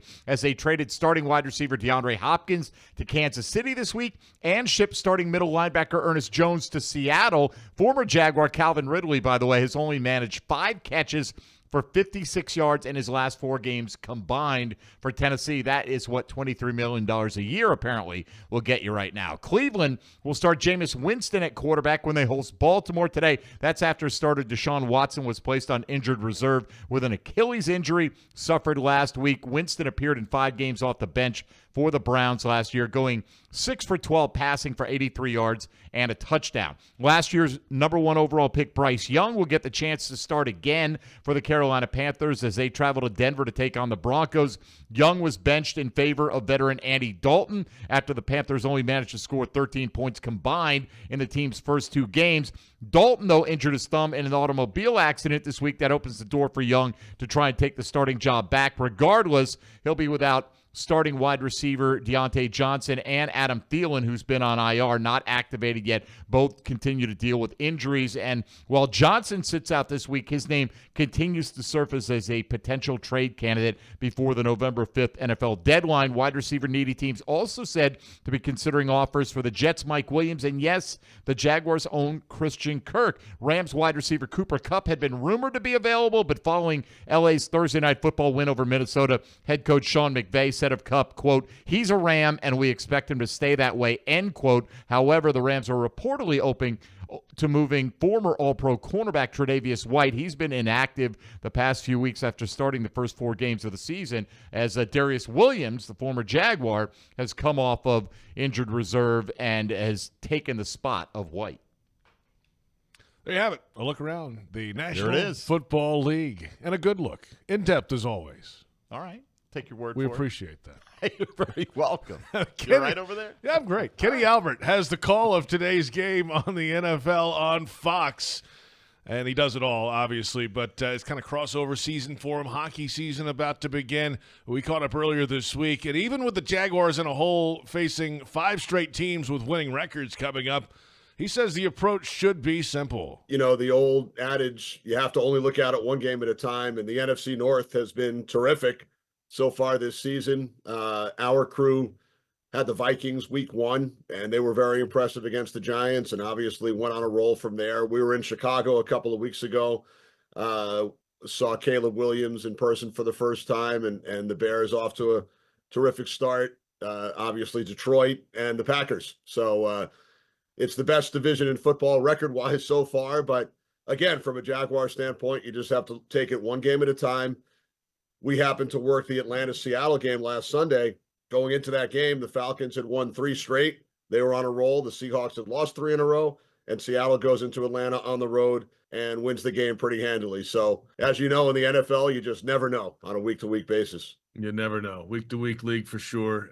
Kenny, there's 2 $55 million a year quarterbacks going at it, and Jordan Love is the only one of like the top 5 or 6 highest paid quarterbacks with a winning record this year. Why is Jordan Love the one? And especially since coming off the knee injury, it seems like he's taken a step up. He certainly has, and you have to be impressed with what Love was able to do last season, coming in after sitting for a couple of years, which isn't necessarily a bad thing.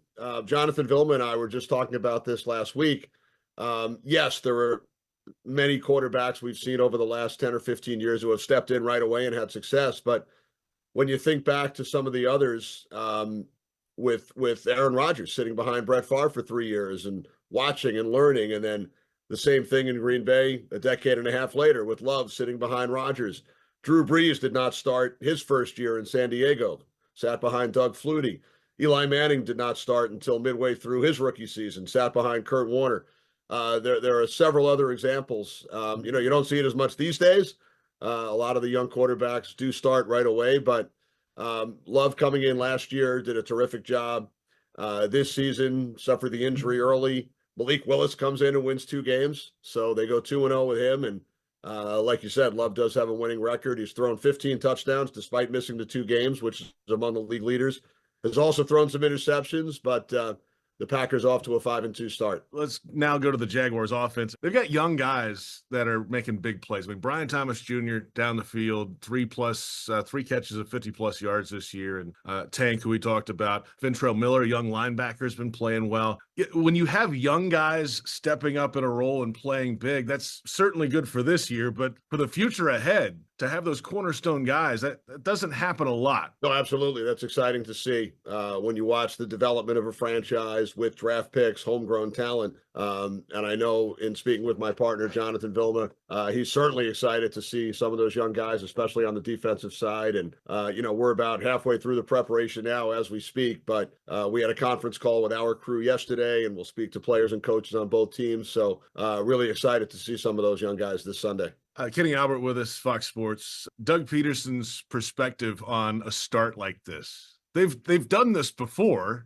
I mean, 2 years ago, they were awful, and then they started reeling off games. The Titans came back down to them. So his approach is, hey, just look at 2 years ago, guys. We can do this thing. So to have that experience has to be valuable for head coach Doug Peterson going into this setup. Doug is so even-keeled, and he has a championship pedigree, obviously, having won a Super Bowl with Philadelphia. Was on some terrific teams in Green Bay, coaching against one of his former teams this weekend, longtime backup to Brett Favre.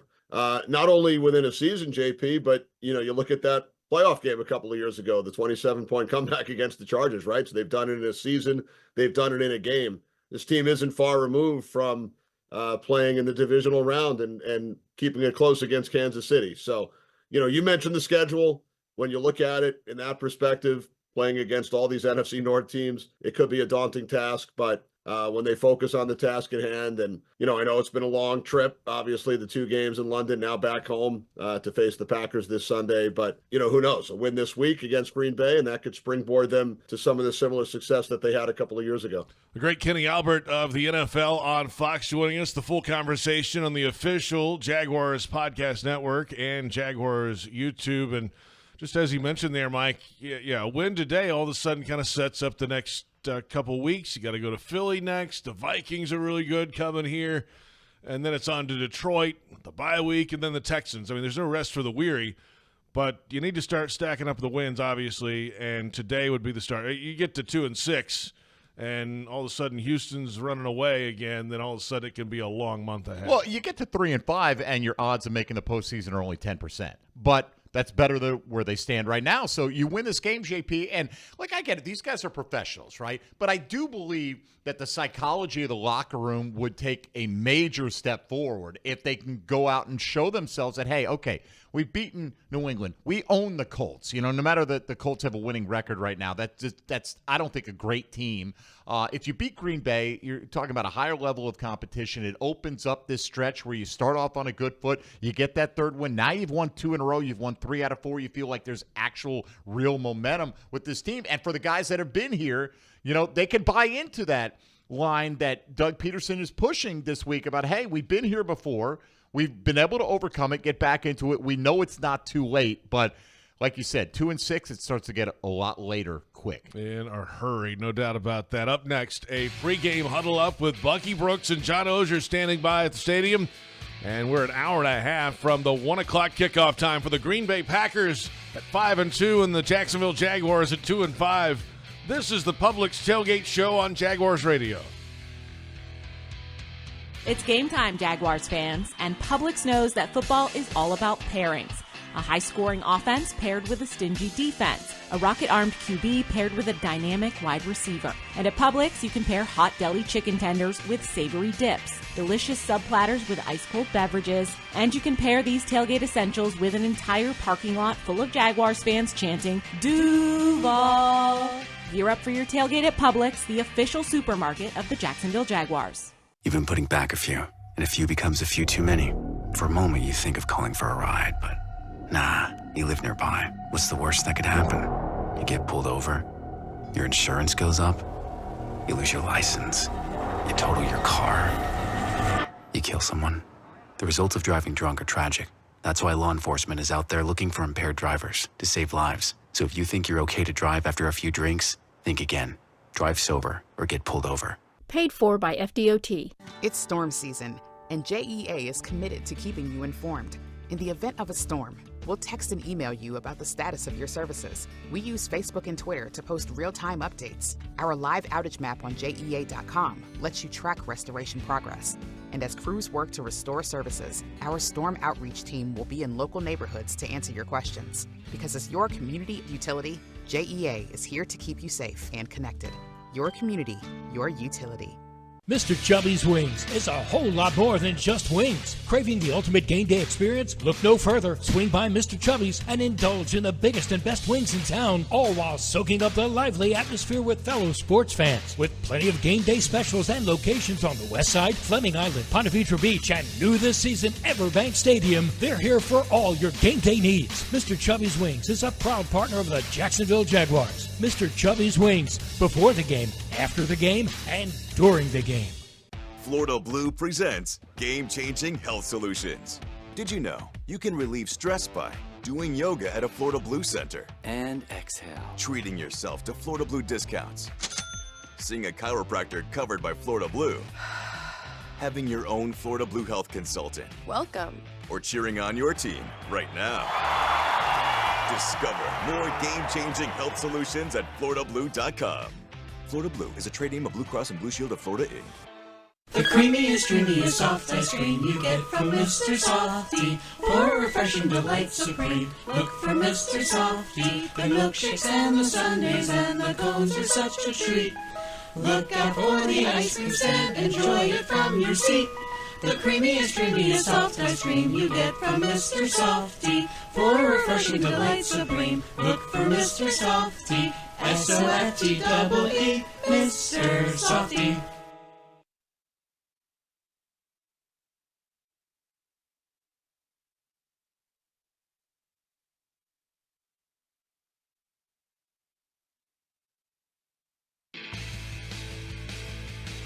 JP Shadrick, Mike Dempsey from the Hyundai Studios at the Miller Electric Center. The Publix Tailgate Show continues. Publix, where shopping is a pleasure. The Packers and the Jaguars in Week 8 with a kickoff time at 1 o'clock. The Inactives have come down for today's game, and the Jaguars have listed 6 players down today, including running back Travis Etienne Jr., still battling through a hamstring issue, was out early on the field getting some pregame look to see if he could get something going, but not going to go today. So Tank Bigsby, Ernest Johnson will be the bell cow running backs for the Jaguars today. Miles Cole, rookie defensive end, inactive. Javon Foster on the offensive line is inactive. Esezioto Mewo, defensive tackle, is out today. Cole Van Lanen, offensive lineman also.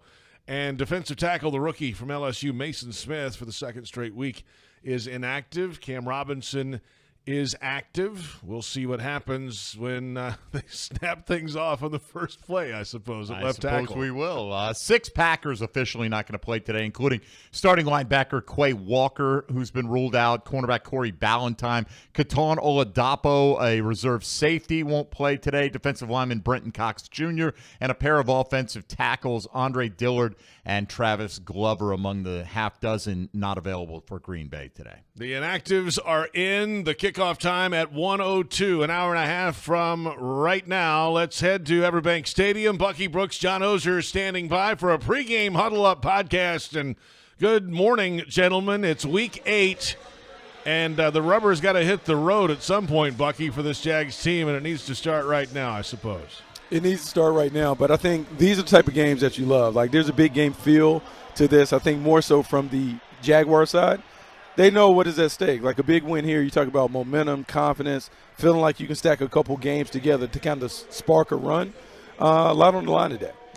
Yeah, I've been saying all year, JP, that it's not a must-win, but they got to start winning a bunch sometime. Yeah. Well, I feel like today's sort of the start of that. It really is sort of a must-win. You dropped to 2-6. Yeah, you can get back in it, but it's a really long road. I feel like they're going to play well today, but I feel like they're playing a stretch in their schedule right now where they can play well and the other team might be better. So I think it is a big game for that reason. If they win, it's the best win of the year by far. Bucky, I'm curious because the Packers have some big divisional games coming up, Lions and Bears in the next few weeks, and they get the 49ers after that. So their own little mini midseason gauntlet like the Jags have. When you are a good team and you're playing well and you've got an opponent that doesn't have that kind of record that you have, do you ever have those occasions where you maybe look ahead a little bit? I don't know if you want to call it the trap game or whatever, but does that happen in the NFL as much as people like to talk about it? Yeah, human nature is a part of it, and sometimes it's easy to become complacent and have a level of arrogance where you don't prepare, you don't bring the same energy to the field. Now, the thing is, if the Packers walk up and show up like that and they happen to fall behind, like sometimes you can allow the other team to have enough confidence where you can take it back. To me, this is one where the Jaguars shouldn't count on the Packers not being like with their A game. But if they are slipping a little bit, you want to jump on them because sometimes it's hard to change the momentum in a game like that. Well, if that happens, the Jags are playing pretty well over the last 4 games, with the exception of the Chicago game. But they probably should have beaten Houston. They have 2 of the others. So, to me, if the scenario Bucky says happens and the Jaguars get a lead, they're not going to feel like it's a fluke. They're going to have some thoughts in the past 3 or 4 weeks where they've played well, where they believe in that. I think that can be a big deal. Again, I think the Jaguars have a good chance today. I just think the Packers probably need to mistake their way into letting the Jaguars have that chance. Bucky Brooks and John Oehser joining us from EverBank Stadium. Last week, the Jags had some changes in the secondary. They put Savage at safety, Jarian Jones at nickel, Tyson Campbell was back, Foye Oluokun is back in the mix this week at linebacker. So, all right, who else is out there at linebacker today for you if you're Doug Peterson, Bucky? What do you think? Yeah, it's interesting because if you have Foye and Ventrell Miller playing a lot, I feel great about it. The energy that those 2 guys bring is fantastic. In terms of, like, the rotation, Devin Lloyd, Chad Muma, I don't know. I don't expect to see them a ton just because of the personnel packages that the Packers will deploy. I think you may see more dime personnel, Antonio Johnson and Jarian Jones going in at the nickel and dime spots. You'll see more of what the Jaguars wanted to do from the beginning. They just now afforded that opportunity to do so because the personnel is healthy and more available in the back end. Well, I think they're going to rotate some because they seem committed to that, especially at linebacker, a little bit more at DB. So I think you're going to see Devin Lloyd and Muma. But I'm kind of with Bucky. I think at some point you have to sort of let the eye test guide you as far as linebacker play on this team. And every time Ventrell Miller has played, he's played well, and it's felt like he is instinctive, knows what he's doing, and it's very natural out there. Same with Foye. I've been saying all week, it feels like they're getting some football players back, meaning Dewey, Foye, Ventrell Miller. It feels like these are guys who are very aware on the field and make plays. I've been saying all year, this team needs to make big plays in key situations. Those are the kind of guys that do that. Guys, one guy who made a lot of big plays in his last stop was Gabe Davis. He regularly scored about 7 touchdowns a season, and at times just looked lost with the drops and just not being a big part of the game plan. Is there anything they can do to get him going to help this passing offense out? He's not the focal point in terms of trying to get people going. I'm more worried about Brian Thomas Jr., Christian Kirk, and Evan Ingram getting going. Gabe Davis can be a contributor, and he can make plays. But I think he's had opportunities early in the season to kind of prove that he should be higher up on the pecking order. I think if the ball happens to go his way, great, but I don't think you make a concerted effort to get him going.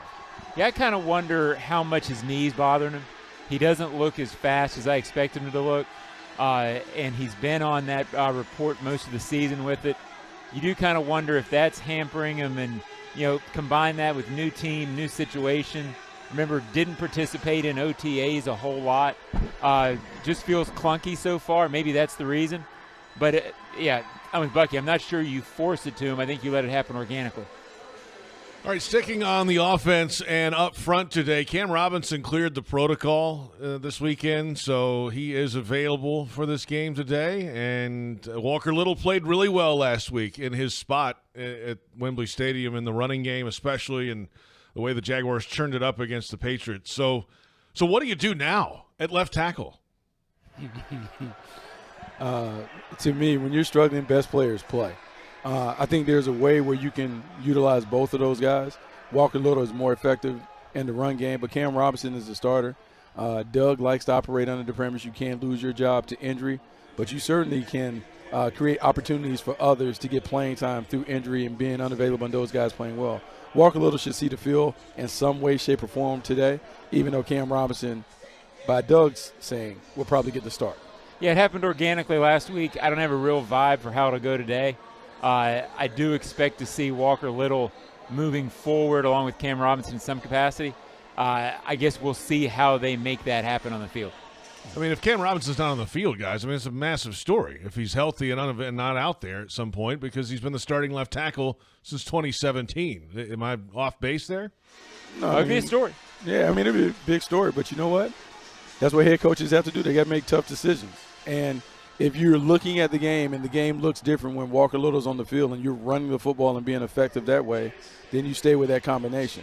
That's just the way it should go, because ultimately, like it's a meritocracy, it should be best players play, not who's been here the longest and all that other stuff. So Cam Robinson should get the start, but if he's struggling, man, Walker Little should go right on the field and play. And, JP, they've talked so much about continuity there that you wonder if they would mess with that continuity thing.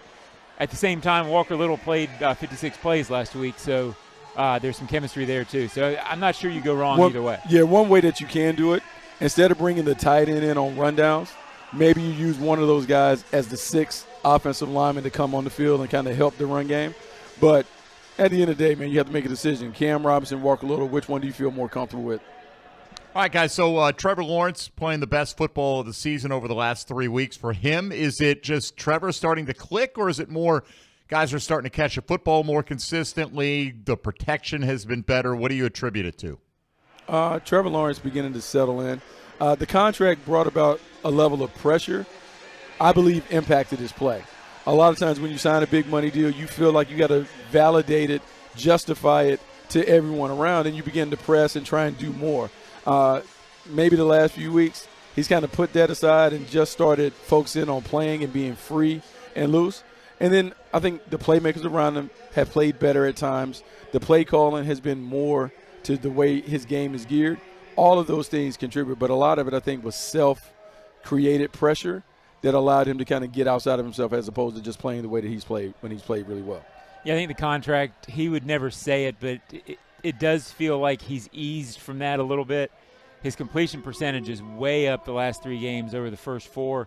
And also, he was hurt at the end of last year, so you sort of wonder if he spent the first few games of this season trying to figure out how to play not to get hurt, how to play not to have the turnovers, maybe mentally trying to figure that stuff out on the field a little bit that contributed to maybe the slower start. But he has settled in, and he has played, to me, very calm, a leadership, the kind of football that you want if you're not going to be the turnover guy. So I think he's fixed a lot of things so far. At some point, you just got to let it rip, though, too. There's a fine balance there to get, especially if you're going to be in a shootout type of game like this could be today, right? Yeah, no, yes, but you can always play. Throwing aggressively doesn't mean you have to have turnovers. So you can play within that, and I think he's done a good job of that so far, Bucky. Yeah, I think we've talked about it on the show a few times. When he was struggling, sometimes you just wish the coach would tell him, hey, man, I don't care how many interceptions you throw. Just let it rip. Like, fire. Let it go. Let's see how much you can push the envelope when it comes to your talent. When he does that, when he lets it go, man, he's as talented as any quarterback as we've seen. We just need to see him play at that level by being free and loose and playing with the confidence that he's shown in the past. All right, gotta have it games coming up the next month starting today. Have a good one, guys. Appreciate it. Should be fun. Thanks, guys. Bucky Brooks, John Ozier. It's a Huddle Up show. Sunday morning thing. podcast. We do. That's what we Special. do. Yes. Bonus And it's podcast Wednesday episode. at 4 o'clock on Jaguars.com and the official team website. And, of course, the Jaguars YouTube channel, Huddle Up with Bucky Brooks, each and every Wednesday. We do it in the Publix Tailgate show each and every week as well. We're closing in on Jaguars Radio Network coverage. Countdown to kickoff starts at noon Eastern. Up next, though, a fantasy forecast and Frank Frangie in the broadcast booth ahead of the Packers-Jaguars matchup at 1 o'clock. This is the Publix Tailgate Show on Jaguars Radio. It's game time, Jaguars fans, and Publix knows that football is all about pairings. A high-scoring offense paired with a stingy defense. A rocket-armed QB paired with a dynamic wide receiver. And at Publix, you can pair hot deli chicken tenders with savory dips, delicious sub platters with ice-cold beverages, and you can pair these tailgate essentials with an entire parking lot full of Jaguars fans chanting, Duval! Gear up for your tailgate at Publix, the official supermarket of the Jacksonville Jaguars. Florida Blue presents game-changing health solutions. Did you know you can relieve stress by doing yoga at a Florida Blue center? And exhale. Treating yourself to Florida Blue discounts. Seeing a chiropractor covered by Florida Blue. Having your own Florida Blue health consultant. Welcome. Or cheering on your team right now. Discover more game-changing health solutions at FloridaBlue.com. Florida Blue is a trade name of Blue Cross and Blue Shield of Florida, Inc. Want to cruise down an open road in high-performance style? Visit JacksCorvetteGiveaway.com for a chance to win the ride of your dreams. A brand new 2024 Corvette Stingray Coupe. With its sleek design and cutting-edge technology, this vehicle is built for speed and luxury. So what are you waiting for? Enter to win at JacksCorvetteGiveaway.com today. No purchase necessary. Open only to legal residents of the states of Georgia and Florida. 18 years of age and older. Some restrictions apply. Void where prohibited. Ends 11/15/24. For entry information and official rules, visit gotoeventlink.com/rules. Calling all junior fire chiefs. Parents, register for your child to win the ultimate Jaguars game day experience. Sponsored by Firehouse Subs. Cheering on the Jags from the Firehouse Subs fire truck at EverBank Stadium. Flashing the fire truck lights when the Jags score. As honorary junior fire chief of the game, your child will receive a Firehouse Subs gift, and the whole family will receive 4 tickets and a parking pass to a home game this season. Visit Jaguars.com/sweepstakes to enter to win today. See website for terms and conditions. The 2024 season is awesome. Register your pet for the Four-Legged Fan Club, presented by Forever Vets Animal Hospital. Your furry friend can access exclusive merchandise, events, and sweepstakes throughout the season. Fan club members will be automatically entered to win the Pet of the Game sweepstakes with 2 Jags tickets and sideline passes for pet owners and a chance for your pet to be featured on the video boards as Pet of the Game. Visit Jaguars.com/promotions/Four-Legged Fan Club to sign up. You've been putting back a few, and a few becomes a few too many. For a moment, you think of calling for a ride, but nah, you live nearby. What's the worst that could happen? You get pulled over, your insurance goes up, you lose your license, you total your car, you kill someone. The results of driving drunk are tragic. That's why law enforcement is out there looking for impaired drivers to save lives. So if you think you're okay to drive after a few drinks, think again. Drive sober or get pulled over. Paid for by FDOT.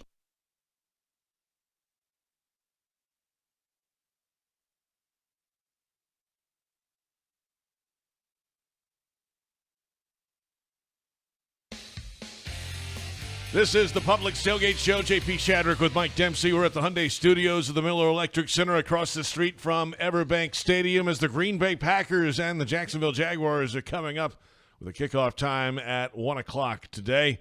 It is Week 8 of the National Football League. How about a fantasy forecast, Mike? All right, let's start with Philadelphia at Cincinnati. T. Higgins picked up a quadriceps injury in practice on Friday and was listed as questionable coming into today, but he has been ruled out, so he will not suit up for the Bengals. Andre Ayushevich will step into the number 2 role behind Jamar Chase. We'll see if he can do anything. He's probably no more than a flex.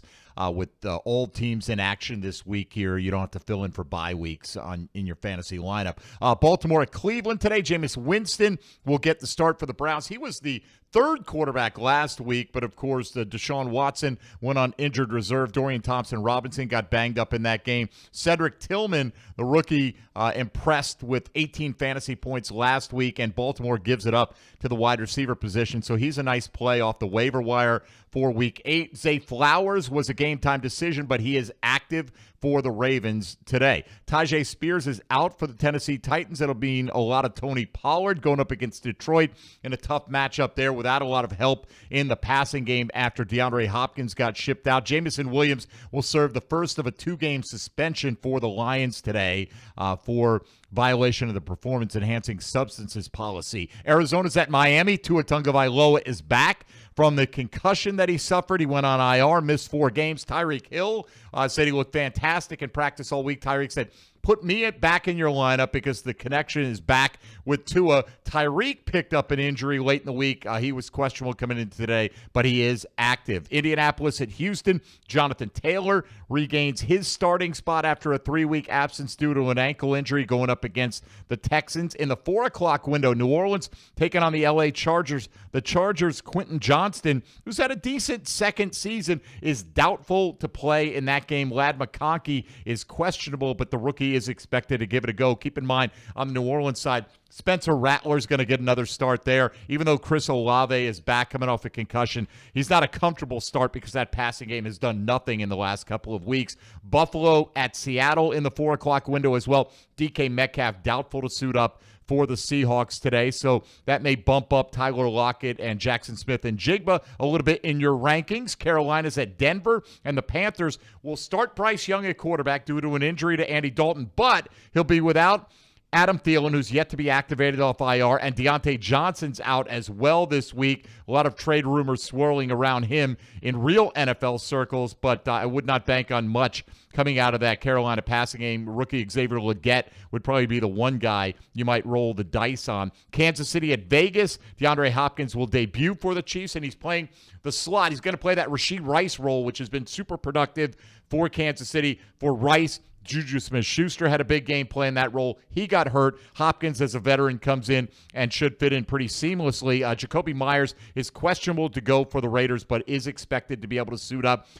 Big mystery today surrounding Jaden Daniels. Had the rib injury, didn't practice Wednesday or Thursday, went through a walkthrough on Friday, and then another one yesterday to familiarize him with the game plan. He is questionable, but said to be leaning towards playing in what would be a battle of the first 2 picks in this year's draft, with Caleb Williams leading the Bears into Washington. And then finally, JP, Sunday Night Football, some big names are iffy, but both expected to go for the 49ers. We know Brandon Ayuk was placed on IR.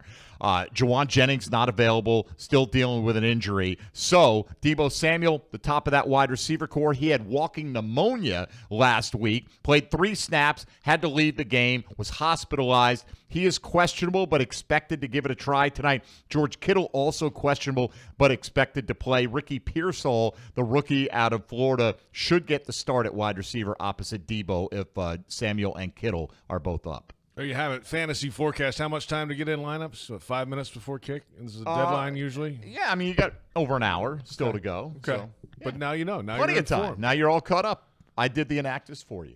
Appreciate that. That's the fantasy forecast. And we're about 10 minutes away from Countdown to Kickoff on the Jaguars Radio Network, presented by the University of Florida, the #1 university in the U.S. News and World Report's #1 state for education. Frank Frangi, proud alumnus of the University of Florida, joining us now in the broadcast booth at EverBank Stadium ahead of the Packers-Jaguars matchup.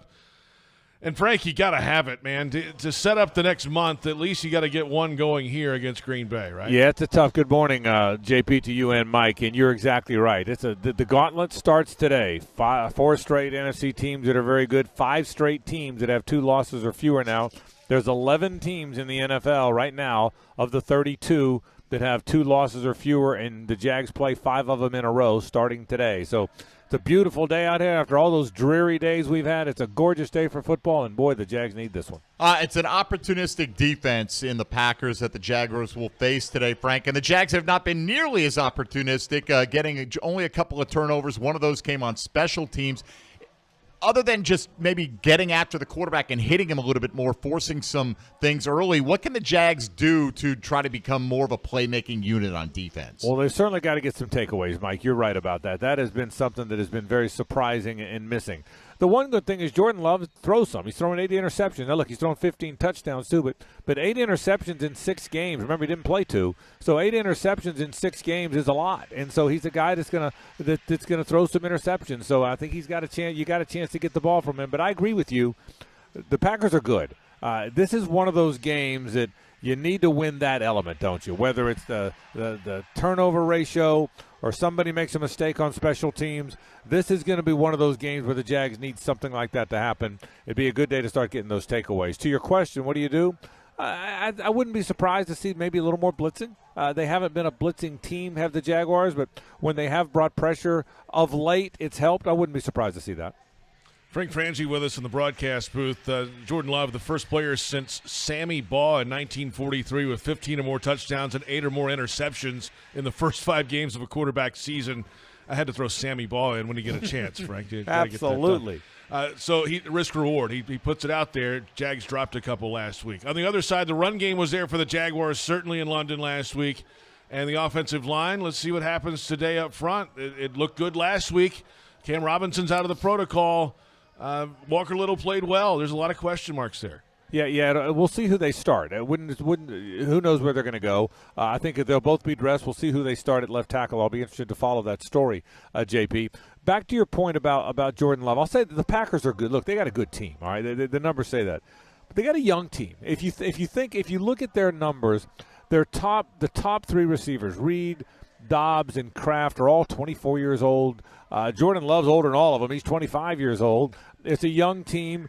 They play free and easy, and that can be bad because they can let it fly. But you also can make some mistakes. I don't think it's an accident that a team that's that young has that many turnovers early on. So the Packers aren't perfect. The Packers have a good team, but you can get the ball away from them. To your point about running the football, JP, I think that's who the Jags are. I think they've got to run the football. 16 straight rushes at one point last week.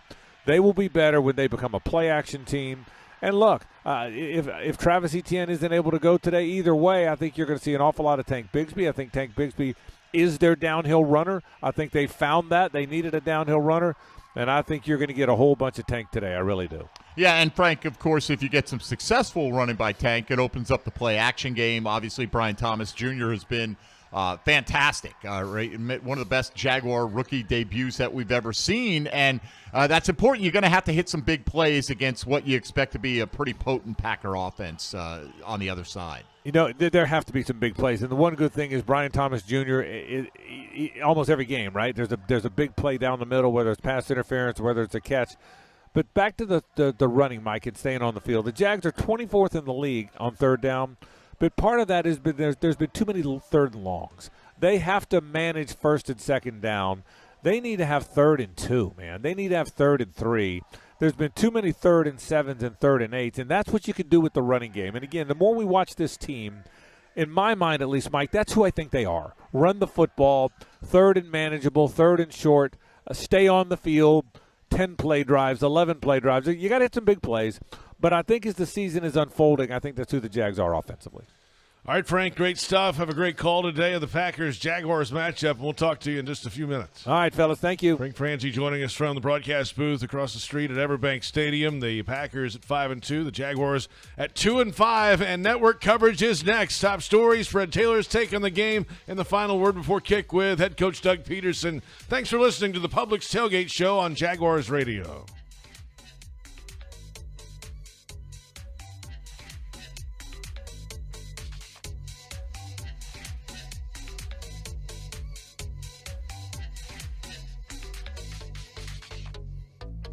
It's game time, Jaguars fans, and Publix